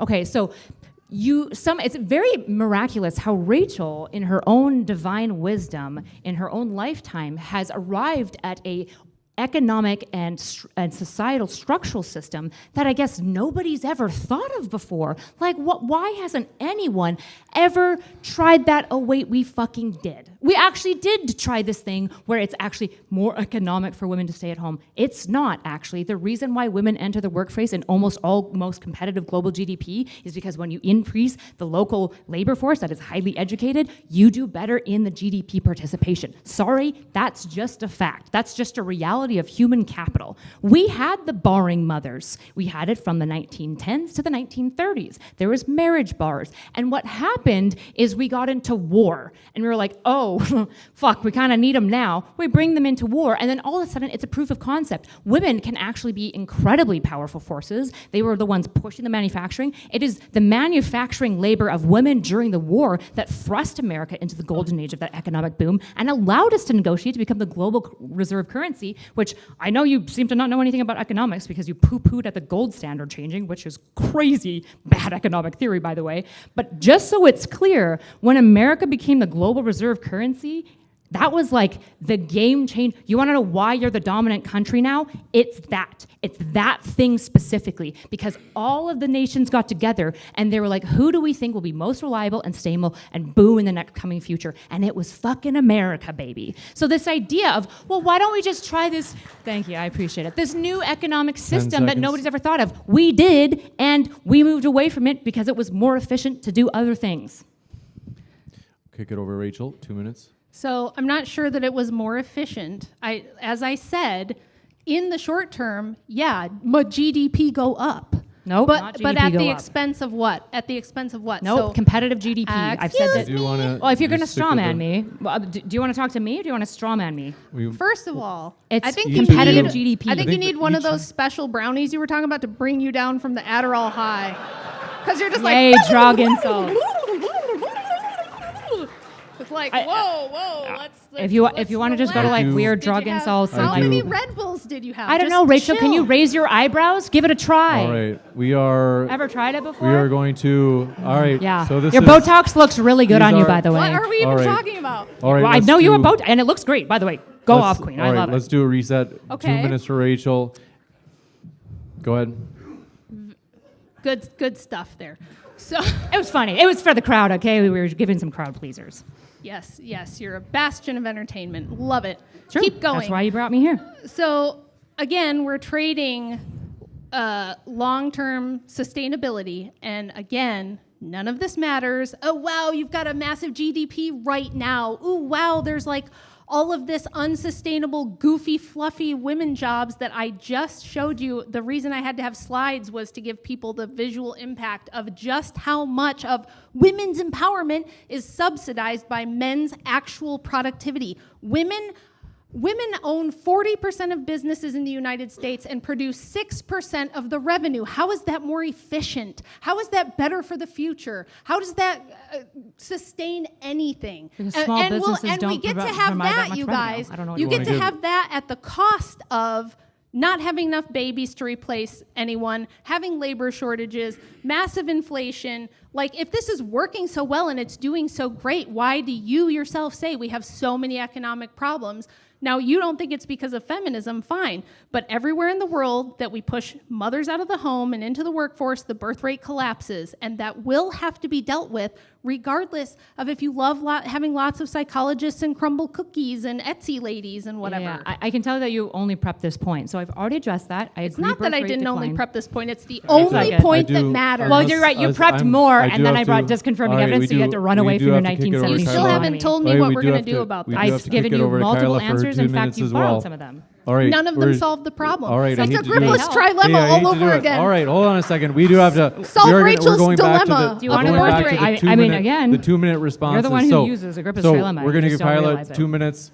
Kyla, the floor is yours for 2 minutes. Okay, awesome. So again, when we talk about so why are women-owned businesses only contributing to 6%? I think when you look at booming economies, the Fortune 500 I think probably contributes at least 30, maybe 40% of the GDP in tax receipts. So the idea that it's all these small businesses, all small businesses don't contribute that much to government tax receipts. Welcome to the government, I suppose. When we're talking about goofy, fluffy women jobs, I agree that there's too many Etsy shops, but they're gonna die and go under anyways, right? Sure, but the reality is that these goofy, fluffy women jobs were created by corporate infrastructure because they realized things like Ford is a great example of this, right? Ford made HR in 1910 because big companies need it. They need managers and they need people that oversee people to make sure you keep making work. So if you're so smart in all your wisdom, you have to go to the Fortune 500. You have to go to Elon Musk himself and be like, hey,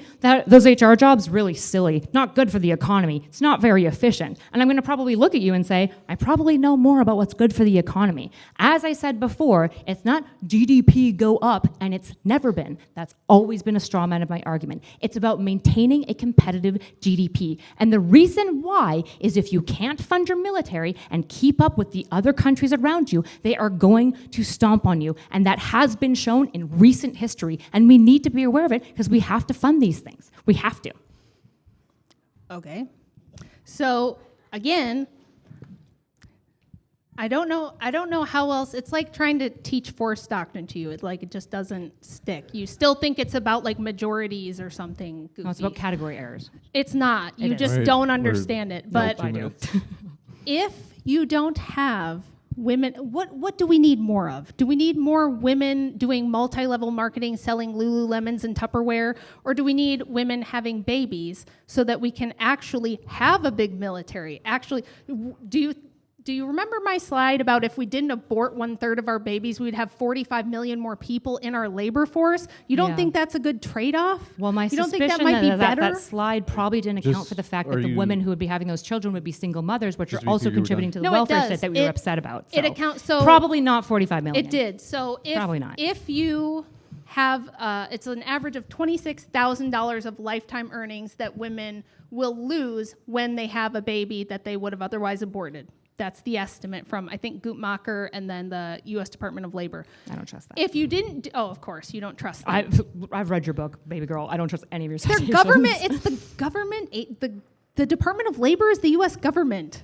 Remember I'm when not you said pulling Hypatia was sources killed? out I of wanted thin just air. just to be BC. sure that That was a fun one. If you she had, wasn't, by the way. I I, do don't wanna- even know what she's saying. all right, just to be She's sure that we, spurging. I do think we're going to go back to the 2-minute pretty calm. segments. You're not calm. We're going to I go back am to the calm. 2-minute segments. All right. No. So go ahead, Rachel. We'll put it at. So I'm saying once one- again, maybe don't kill off 1/3 of our labor force. That would probably help GDP.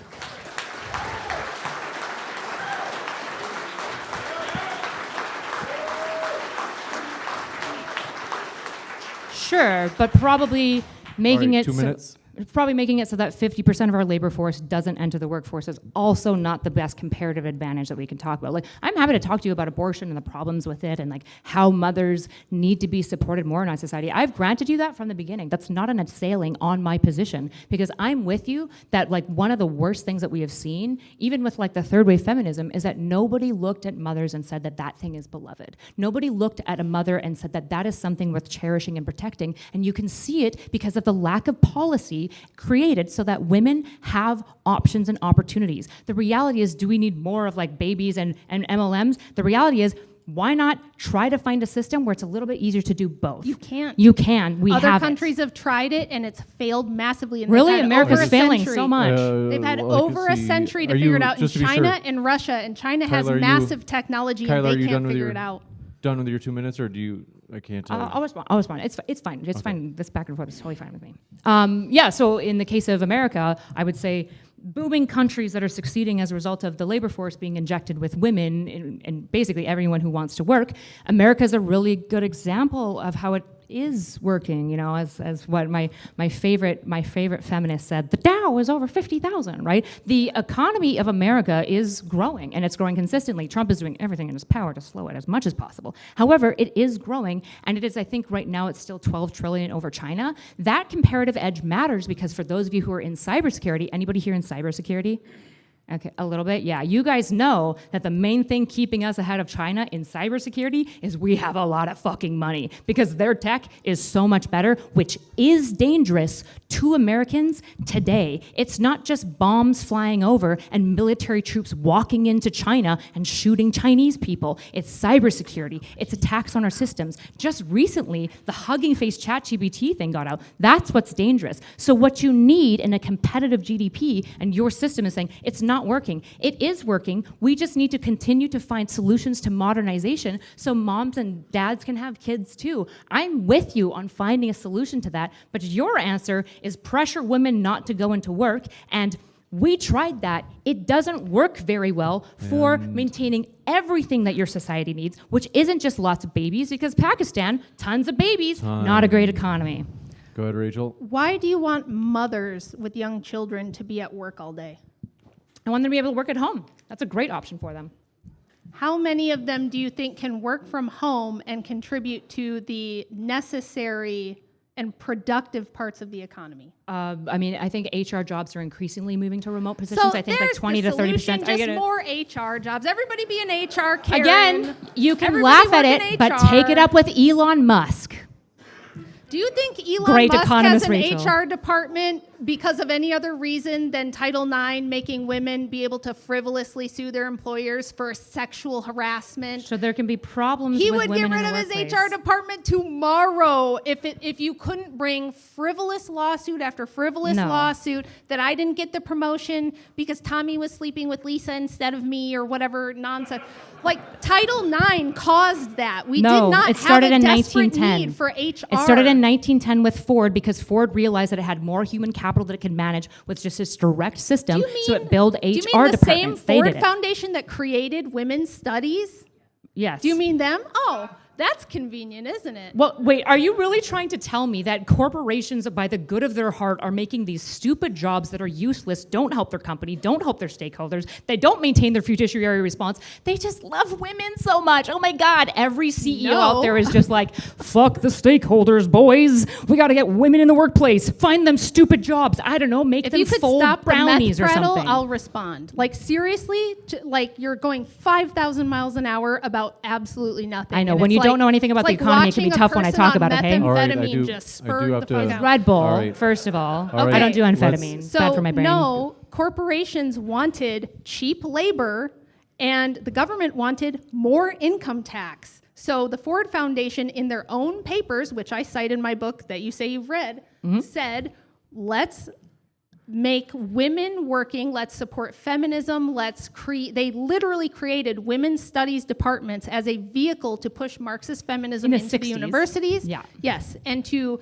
get But women to HR buy started in, in the 1910s. to So. get women to buy into the idea that work and being a career woman is empowering and safe, and that motherhood is risky and dangerous and holds you back from whatever. You need to be liberated, but nobody ever asks from what? What were women liberated from? Because the only thing I can see that we were liberated from is intact structural families, our own children, and our own interests. Now we spend our lives working for corporations and paying income tax at the expense of our own relationships with our children, our own marriages, our own communities. Like, how much have we lost from sending women to work for Ford and Elon Musk and be in HR versus them being at home building communities, taking care of each other? The women used to And- all be home together. Sure, we've We're probably lost we're at many 3 minutes. things. I want to give each of you a minute and a half. That's the last of our 3 minutes of open dialogue. Okay. Bet. So your theory of everything falls apart really hard when you get any amount of disconfirming evidence, right? Manufacturing, for example, as you tried to suggest originally, was dying in the 1970s. It wasn't. It started dying in the 1950s, again, because of the Triffin dilemma. When you want to talk about economics and why people are struggling, we have to have big girl conversations and not just be mad at the other girls and what they're doing. The reality is that we did try the model after industrialization to keep women home. We barred women for workplaces, particularly married women, the women that you would like to bar from workplaces. And the reality is that America was not competing at a large level. It wasn't a superpower at the time. And there's a reason why most Fortune 500, all Fortune 500s, have invented these things. Again, a CEO's fiduciary responsibility, and since we're doing pop quiz, that means a legal responsibility is to stakeholders. Corporations aren't going out of their way to make jobs that are useless for women because they're nice and they love feminism. That doesn't even make sense. The reality of a capitalist is they're constantly thinking about their bottom line. And if HR makes their large corporation work more effectively, that's what they're going to do. This idea of Ford and the gender studies, I'll just grant you, Ford did do that in the gender studies. I don't really care. It falls apart the moment you just think about a timeline. Ford invented HR long before they were pushing gender 15 studies. seconds. So this idea that Ford just had this maniacal plan, instead of actually, it was an economic supply response of needing clerical work increasingly in large corporations to make these corporations more effective. I guess And- take it up with every single fucking billionaire. I don't know what to tell you, Time. Rachel. With that, we'll kick it over to Rachel for him. It's the final segment. 1.5 minutes for you, Rachel. So first of all, I'm not going to be lectured on having big girl conversations by someone who hasn't accomplished even a tenth of what I've accomplished in my life. That's number one. Number two, you came in here How much wanting, older are you than it's me? my Sorry. time. Aren't you like 20 years It's older? my than me? time. I do want to give Rachel a You chance. gotta shut up at some point and let me talk too. Yeah, You only me came as in a All right, here we wanting do- to have hold on. this friendly female conversation that was all subterfuge, that was all trickery, It wasn't. because you were the quickest All right. to insult me personally and, Nope. and spurg out and go off on wild tangents. And I'm not going to be lectured about big girl conversations by somebody who is just over here having an absolute autism fit with her Red Bull or what. I don't even know half of what you said. I could But tell. here's the problem. You definitely don't The know. future belongs to those who show up for it. And we have a choice to make. We cannot have women working full-time jobs and dedicating all their lives to careerism and have them be good full-time mothers, raising the next generation of human beings above replacement level. They will continue to abort a third of every generation. They will continue to remain single and unmarried, or if they even, do have children, they're doing it single and 15 unmarried. seconds. This is the only question that matters. Everything else economically won't matter if this doesn't get solved. Thank you very much for that closing. Special thanks to our sponsor, Maine First Project, fighting to put Mainers first. Check out mainfirstproject.org. Huge thanks to Revival of the Anointed's Rule, equipping Christians to fight for biblical values through policy victories. Check out revivetheroar.org. Huge thanks to our sponsor, Apologetics Ark. Check out their app today by downloading it. 1 Peter 3:15 says, always be ready to give a defense. I think this has been the best debate we've had on this subject. So let's keep the Q&A productive. If you will line up on the left side here. Oh, wait. There is one thing. We are going to do something a little bit differently. Is just because this debate has been especially... All right, folks. Need you to focus. If you want to have a conversation, we do ask that you would step out in the hall. We do have limited time, so we have to get to this Q&A quickly. We are actually going to do a vetted process. So, We've got them here off mic before. sure. Okay.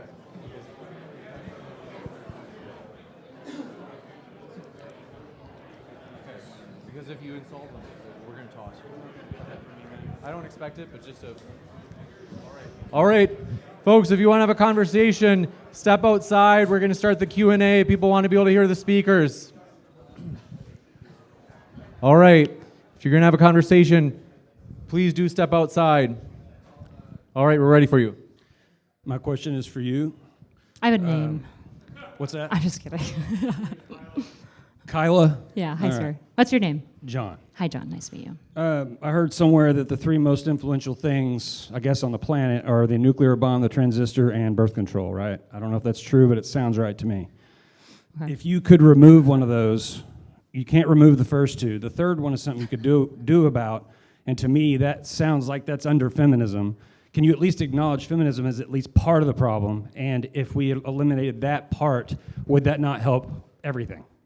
So feminism is part of the problem and it's part of the solution to a lot of issues, right? Society isn't just like a simple thing, right? Pakistan is a really good example of a country with exploding birth rates. They really solved that issue, but their economy is struggling and they keep on getting dumpstered by India in war, right? Pakistan is a great example of why in a country, lots of things matter all at once. What you're calling contraception, is that like feminism or technology? It's probably a bit of both, right? But what it really is pharmaceutical companies making money from a technology that's utile, right? So the issue is you're pointing at one of the technologies as being like useless and we don't need it. However, I don't even know how we begin to make that argument because we do need women in the workplace, and giving them more control of their family planning has allowed women to massively excel in workplaces and achieve higher levels of education and productive output than ever before. Hey, I know you can't James, respond, sorry. Just a quick note on that. The reason that Pakistan's economy sucks so bad, even though the birth rate is high, is because they are a Muslim nation with the highest rate of inbreeding in the world. Oh, I forgot brown people. How did I not think of that? Are you going to sit here and say that All right, that just to lowered be IQ sure, from inbreeding is not a serious factor in It's their a huge, economics? it's a huge issue within Pakistan. The issue is that if your birth rate dream was so awesome, their birth rate is like 7.1. Well, you don't have to I do- marry your cousin. Well, hate you to do kind of, this. sure, I hate- I'm sure. not saying We do marry have your to go to the next cousin. question. Rachel, I know disconfirming evidence sucks for you, but you actually No, have to I deal with just it and blew not you just go, out. ma, brown people. You have to just go to the sat next here and said, question. "My birth Is- rate is not always we so do good." have It's to like, keep it no, moving. you're We do have to It's almost keep like moving. countries that All only right. invest in birth rate All and right. don't invest in GDP. All right. 80 Kyla IQ and cousin Rachel. Yes, Kyla and countries that Rachel. control We women do and have to don't go let them in into the the workplace Q&A. and don't allow them any There are more autonomy people. are There are more people shitholes. wanting True. to ask their questions. All That's right. Islam. All right. Next up, Kyla, this is I need folks just so they can hear the speaker. You mentioned Saudi Arabia and Qatar, but from 1960 to today, Saudi Arabia's female participation rate went from 15% to over 35%, and they've delayed the time to have a first child to almost age 27. How does that not make Rachel's point? Because again, I don't think I would look at Saudi Arabia as a bastion of it. In fact, Saudi Arabia, a close ally of America, is letting women who are very educated in Saudi Arabia, for example, participate in their workforce because it's useful for them. That's why they're letting them do it. They're, by the way, still cutting off clits, so not exactly a feminist bastion. I mean, it makes her point, though. It doesn't make her point, because if the point is feminism is causing this problem, it's actually modernization that's They causing this more problem. than I doubled do their wanna female move- workforce. I do wanna move and to they're the next one. educating women and pushing them into Look, the if you want to workforce. take the claim that Saudi Arabia is a famous feminist bastion, you can take it. Why I just are think you it's so absurd upset? on Can face. you- All right. Why are you so angry? All right, we're Like- gonna go to the I'm next not question. angry. I'm You've laughing. been, All right. you've been I'm having a great freaking out time. this We- whole time. I got a Everyone's- cute Maybe outfit that's on. just I'm everyone's- feeling All right, great. we're gonna go to the next question. Hi, Kyla. sir. So I wanted to ask you about Henry Ford. I don't know much about he Henry Ford. he started human resources, you said, in the 1910s. So I believe like it was 1910 1913. that the Ford industry In did, yeah. 1916, he was sued by the Dodge brothers for True. improperly investing and not protecting shareholders, and lost that case. Okay. So wouldn't that kind of show that Henry Ford was not a good actor in the corporate space? I don't know much about the case, but were they sued over HR? They were sued over wages and improper investment, HR? using dividends to pay for HR. That's a big stretch there, sir. So was it HR that they were sued over, or was he doing fraudulent behavior? Sounds like the fraud might have been a bit more of a spicy problem. Okay. Hi, Kyla. Hi, Rachel. Hi. Appreciate the debate tonight. Juicy, as James would say. My question is for you, Rachel. You and Andrew sometimes deal with this idea that like guns are an equalizer, as in they can sort of minimize the distance between men and women in terms of the physical force they can exert. Right. And I know you have problems with that argument, but I can Yeah. pretty easily imagine a future where a technology that's a true equalizer, like maybe gene editing is just one example, could just be a reality not so far from now. So I just wanted to ask, what does that world look like to you? And in a way, does it make kind of an egalitarian philosophy or fact of life inevitable? Does the gene editing you're talking about make it so that men can have babies? Probably not for a while. Probably not for a long time. Then I would say no. Will it make it so that we have women that are the same rough size and strength as men? Because if it basically, unless you're going to turn Rachel, women famous into men, then biologist no. here, by the way, knows a lot about CRISPR, I'm sure. Did you know that that's what the technology is called, by the way? It's CRISPR. Yeah. Thanks, Mrs. Turner. Look, baby girl, you're gonna love when I go through your book. I Okay. love when she educates me. All It's right. my favorite. When did Hypatia? Who's Hypatia, by the way? Look, I It's in your can't. book. You're like meth-spurging, and I can't right now. I- I'd We're like gonna to go get to if the you, the you next can question. keep like insulting me, Rachel, but Terry, first of all, I'm between me and you, debating All right. I'm mugging you All right. every Talking to the single day. We're gonna move. Second We're gonna of move all, the next who's question. Hypatia? Tyriek. Yeah, you don't want to answer, What's do great. you? Yeah, so Kyla, I was wondering, like, what is the proposed solution from feminism? Because in terms of Rachel's proposed Can you say that solution- again? Sorry. What is the proposed solution from feminism that we're going to get at least 1 million lives back into the economy for workers and all that stuff? This is what Rachel's talking about with the mathematics. We get rid of elective abortion, that's 1 million lives each year coming into America. Yeah, a lot of those. What's so the getting rid of the feminism abortion counter? also means that you're going to have a massive amount of those lives going on the welfare state, which I think you guys don't like, actually. It's still more the people. solution for birthright that I've offered a number of times is we need modernization solutions. So probably tax credits, making it affordable to have children, making it easier for moms to stay home or work at home and be economically successful. There's a lot of things that we need to try. It's not really a simple solution because it's not a simple problem anymore with modern technology. But we should try things, and we haven't really tried enough things, and we should.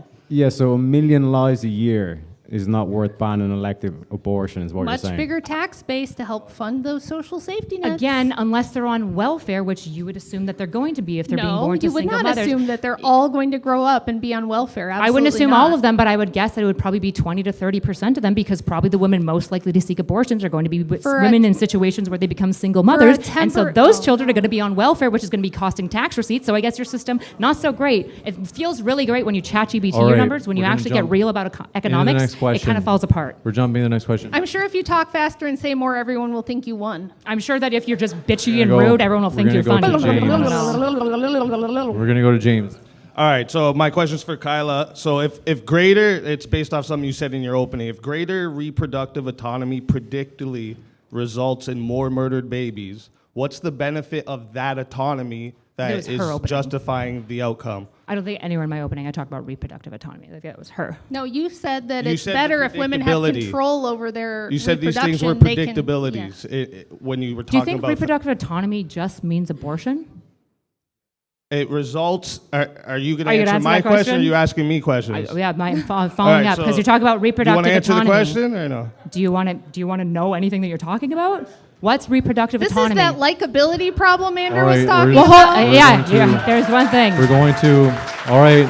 Let's rein What, it in a room full of Rachel All right. fans, they like Can you you- more? That's crazy. Can You know, it helps your just arguments if you're hold not on. insufferable. All right. Sorry I to do would. this. It, All right, it I do have actually- to- I you do being have to- insufferable is All good right, for your I do- arguments, actually. Just to get That's through, funny. just to No, get through everybody people's likes questions. me. That's just to not get through. true. I'm very popular. Just to get and through people's well-liked. questions.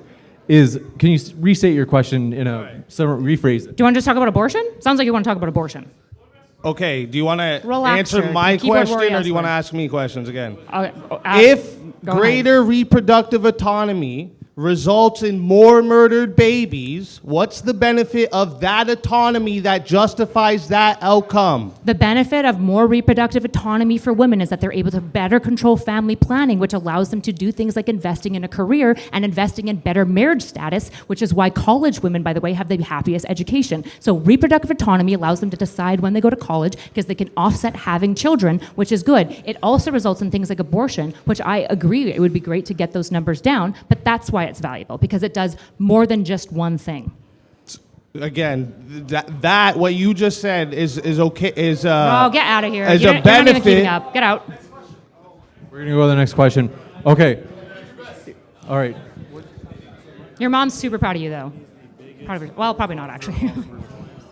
This is a PR disaster. All right, we're for going to you. go to the next question. You are not All going right, to recover. We're going to go to the It's next not, question. I can assure you. Who would invite Here we you go. to an event What was- after the way you've behaved? All right, we're going to go Like with Jonathan's Jubilee. question. Jubilee. We do have to go to the question. Jonathan has Like a question. if you were my daughter, All right, I'd be I hate hauling to you out interrupt of here by guys. your ear to And give if you you were a my talk. mom, I'd have a lot more About drama. your We're going to Yeah, jump. behavior. I We're going know. to jump to the next question. Come on Well, up, your mama Jonathan. should've. All right, folks, I do need you do us a favor if you can keep it down just so we can hear the speakers and the question asker. All right, Jonathan, go ahead. So, what is the biggest roadblock to abortion, Rachel? What is the biggest roadblock To abolishing abortion? to abolishing it? Yes. So there's no more abortion ever. Women voting for it. There you go. Thank you. Okay.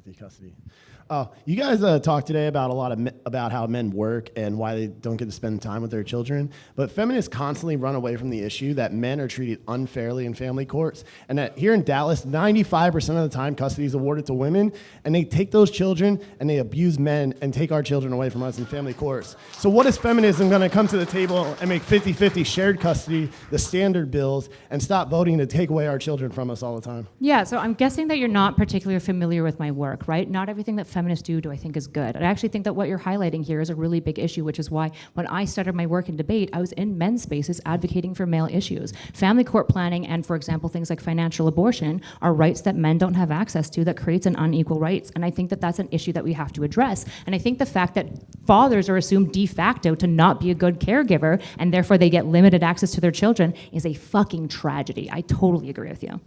All right.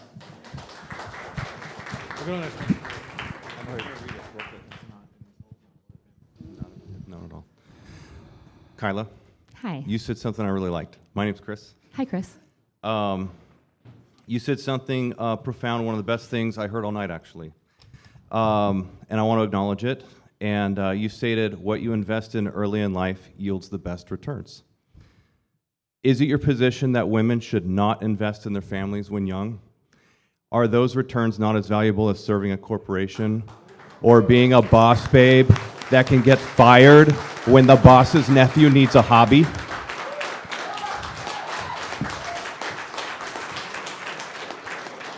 Yeah, so I think what I've pretty clearly advocated for multiple times is that I want women to be able to have the option to do both, right? I've said this numerous times, and increasing technology is allowing that sort of thing, right? When I was talking in that context, that was good. That was a smart one. You were quick with that. What I was actually talking about when I said the word returns was an economic label, right? So you can like switch the definition to a different thing, but I agree that there's a tragedy that's happened where families, not just young women, but young families don't feel like they can invest in children because it's so expensive and they can't be good stewards of their future things. The reason that parents are delaying isn't because they don't think children aren't beautiful. What they're delaying for specifically is because they know that if they don't have a stable economic thing to rear their children in, they're not being good parents. And I think it's a tragedy that you're gonna yell, hold on, don't yell at me yet. All right, I think folks. that's a tragedy, but actually engage with my words and the ideas that I'm talking about.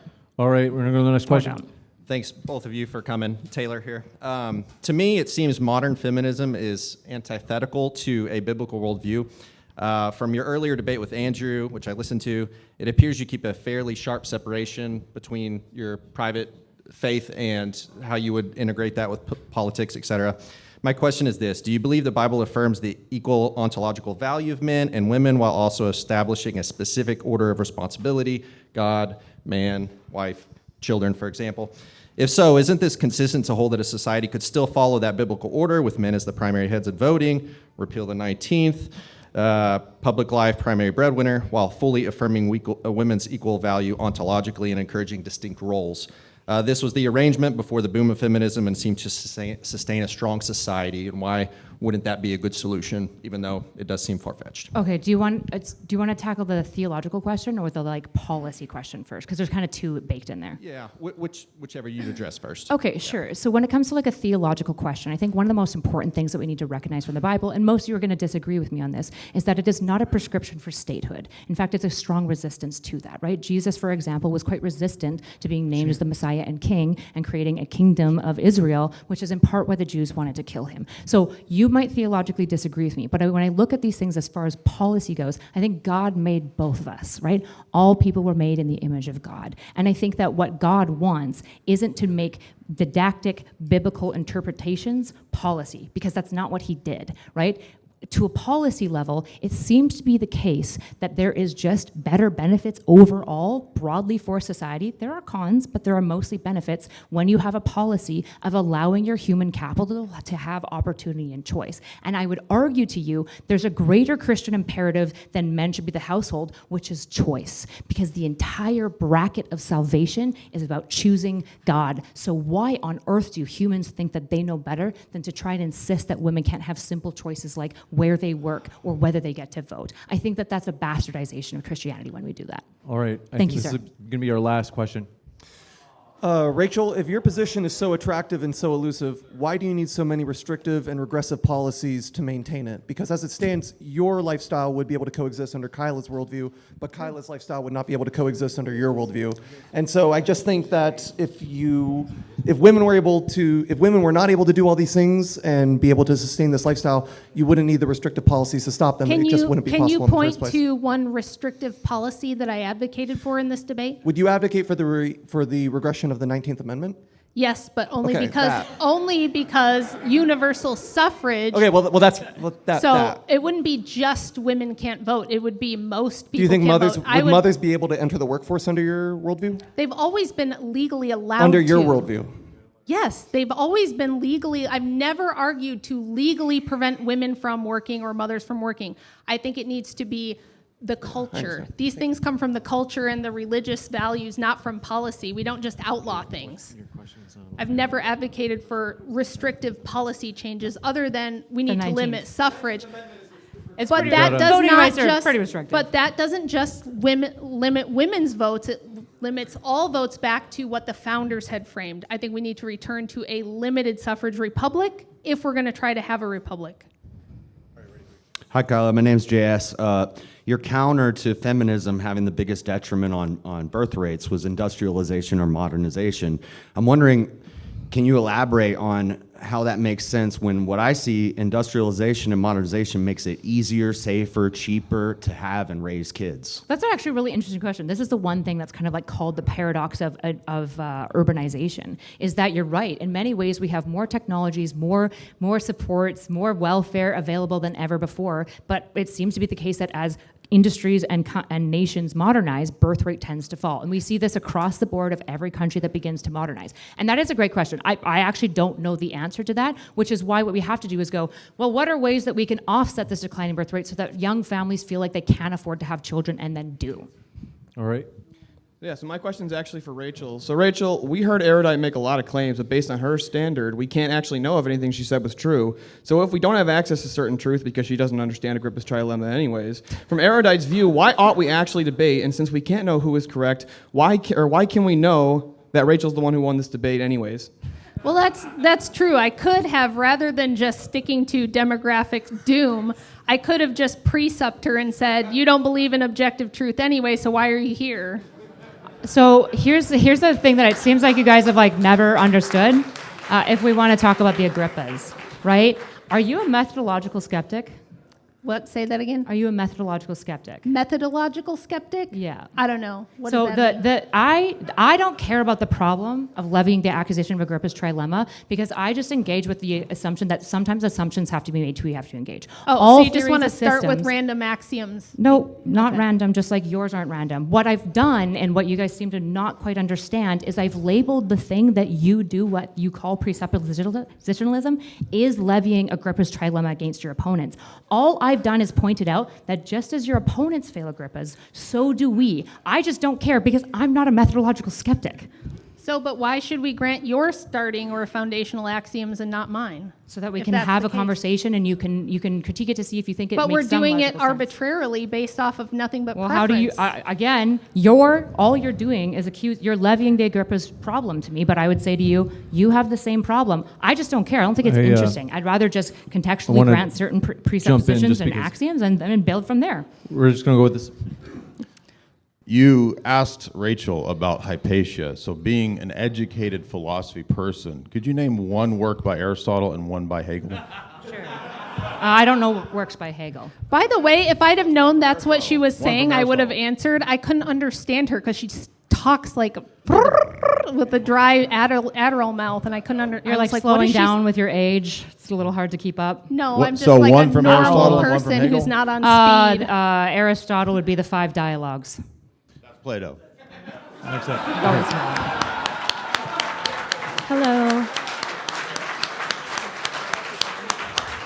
Hey Jay, are you gonna unblock me yet, or are you just gonna keep running from me forever? And I thought you quit debating, or did you not? I just also want to be clear. We're going to jump to the next I'm question. not an expert. All right. James, I'm so sorry. Is we're just gonna turn this into like shitting All on right, Erudite session? We have to keep it. Let's keep it orderly, folks. And I think this is going to be our last question. Sorry, brother. Hello, I'm Victoria. Hi, Victoria. Hi. First off, you had made the comment that most men in hospice care express that they have a lot of regret about not being in their children's lives enough. I feel like there was a recent study that showed that men currently, I want to say it was like back in the 80s, less than 10% had ever changed a diaper, and now it's over 80%. So I feel like that point is kind of moot for modern times because dads are around more and they are more involved with their children. Excuse me. And then besides that, the main point or the main question was, is feminists doing more harm than good, or more harm or more good? Margaret Sanger, obviously Planned Parenthood, she was a eugenicist. As a black woman in America and a mother with special needs kids, do you feel like modern feminism has truly helped equality for all women or just white women? I think it's been better for white women because I think when you have intersectional layers of oppression, the reality is that something that benefits just one intersection will benefit the most privileged group of that thing. Is it true that Sanger was a eugenicist? Yeah, I believe most feminists have disavowed that, and I would disavow that, right? I think that that's bad. Does that answer your question, Victoria? Yeah. Okay, thanks. All right. Before we give a huge round of applause, I just have to get these important things out. First is...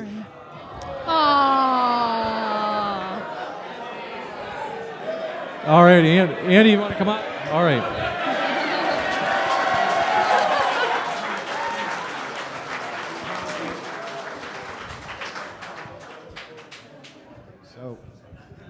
So I just have one question I didn't actually hear an answer to.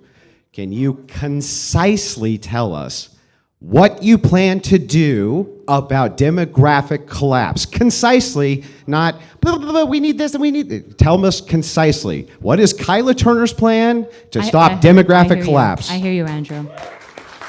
It seems age is affecting you both. Very simply, tax credits Tax credits, Matt and Pat leave, The making, Wilsons are making older than me. education, making. All right, we got to give her a chance. Do you want me to answer? Hold on. We got to give her a chance to actually talk. Go ahead. Tax credits, making educational reform so you can go into careers faster, making it so it's cheaper to have babies, making it affordable to raise children and have dual income households where a woman works at home. Simple stuff like that. All right. Yeah, just give everyone money. I do want to Easy just peasy. hold on one second. Okay, before we That's hold not on one economics sec. Hold on, works. bear with me. Before we do a huge round of applause, just a couple quick housekeeping things. First is if you have a signed emblem page, which if you saw that when you got your ticket, which is if you bought it probably earlier than May 12th or so, at 6:40, come out there. We'll get it for you. And then also 6:40 is when the meet and greets are. So be at one of those places, depending on what ticket type you have. Also, Brandon, can you stand for me? There's Brandon. All right. So Brandon is helping us put together a DebateCon promo video. So he'll be out there in front of the banner, and if you'd like to share about how amazing this debate was, for example, because you can feel the energy in the room, it feels good. Okay, so talk to Brandon about that. And then also, just because it was so heated, is that I just want to be very clear, is that I want you to, if you want to say something, make sure that if you say anything to either of these speakers, it's something positive. If you say anything negative, like any sort of smart-ass remark to where they don't feel welcome, you're going to be banned. I'm serious, because our speakers are the most valuable part of this, so do show them respect.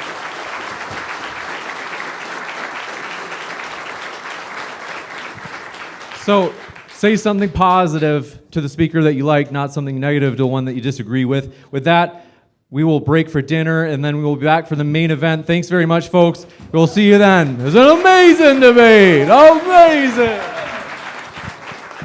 Special thanks to our sponsors, Maine First Project, Revival of the Anointed's Rule, Uncensored America, Patrick O'Neill, Ark Apologetics, Yonaguni International Cuisine, and SDA. Special thanks to our sponsor, Maine First Project, fighting to put Mainers first. Check out mainfirstproject.org. Huge thanks to Revival of the Anointed's Rule, equipping Christians to fight for biblical values through policy victories. Check out revivetheroar.org. Special thanks to our sponsor, Uncensored America. Want to host a controversial speaker on your college campus? Start a chapter now on your campus at uncensoredamerica.us. Huge thanks to our sponsor, Apologetics Ark. Check out their app today by downloading it. 1 Peter 3:15 says, always be ready to give a defense. Huge thank you to our sponsor, Yonaguni International Cuisine of Aguadilla, Puerto Rico. Check them out on your next trip. Special thanks to our stage sponsor, SDA.